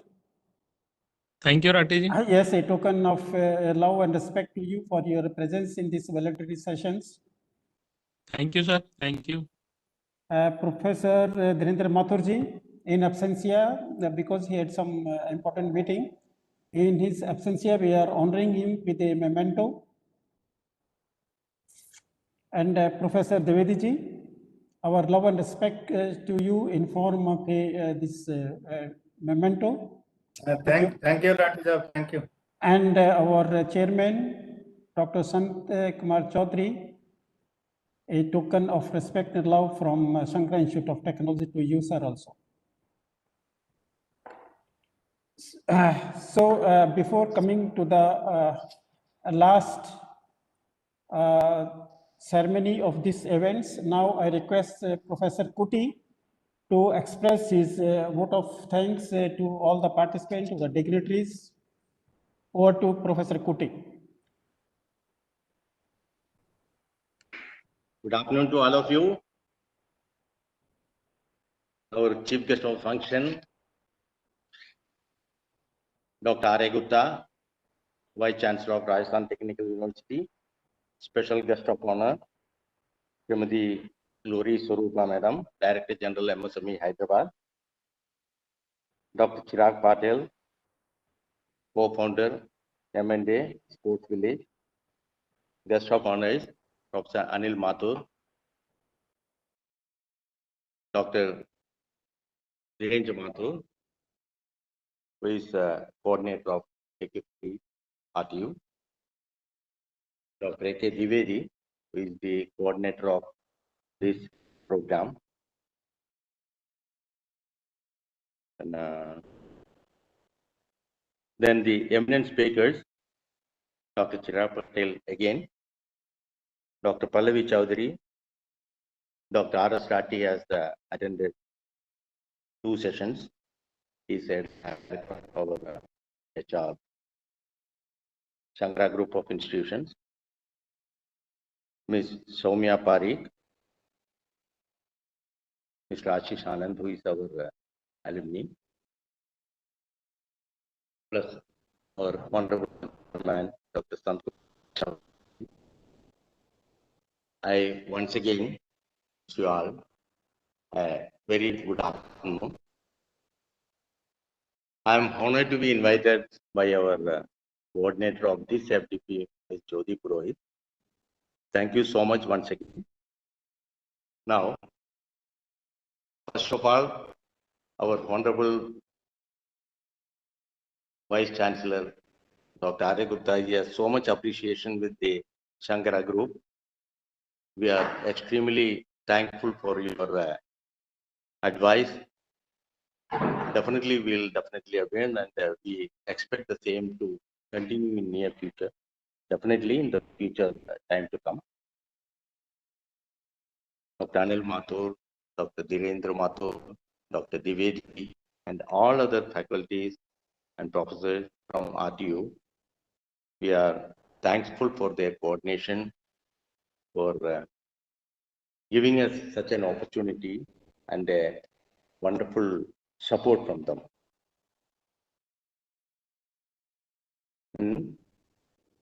Coming to our faculties, all the head of the department, and Dr. Rati ji, Dr. Ashutosh Misra, Principal of Shankara Institute of Technology, Dr. Sunita Joshi, Madam, Principal of Shankara College of Education, Professor Naveen Sharma, who is the Chief Coordinator for all the head of the department, and our young coordinators who has been organizing all this type of development program for the last couple of 2 months.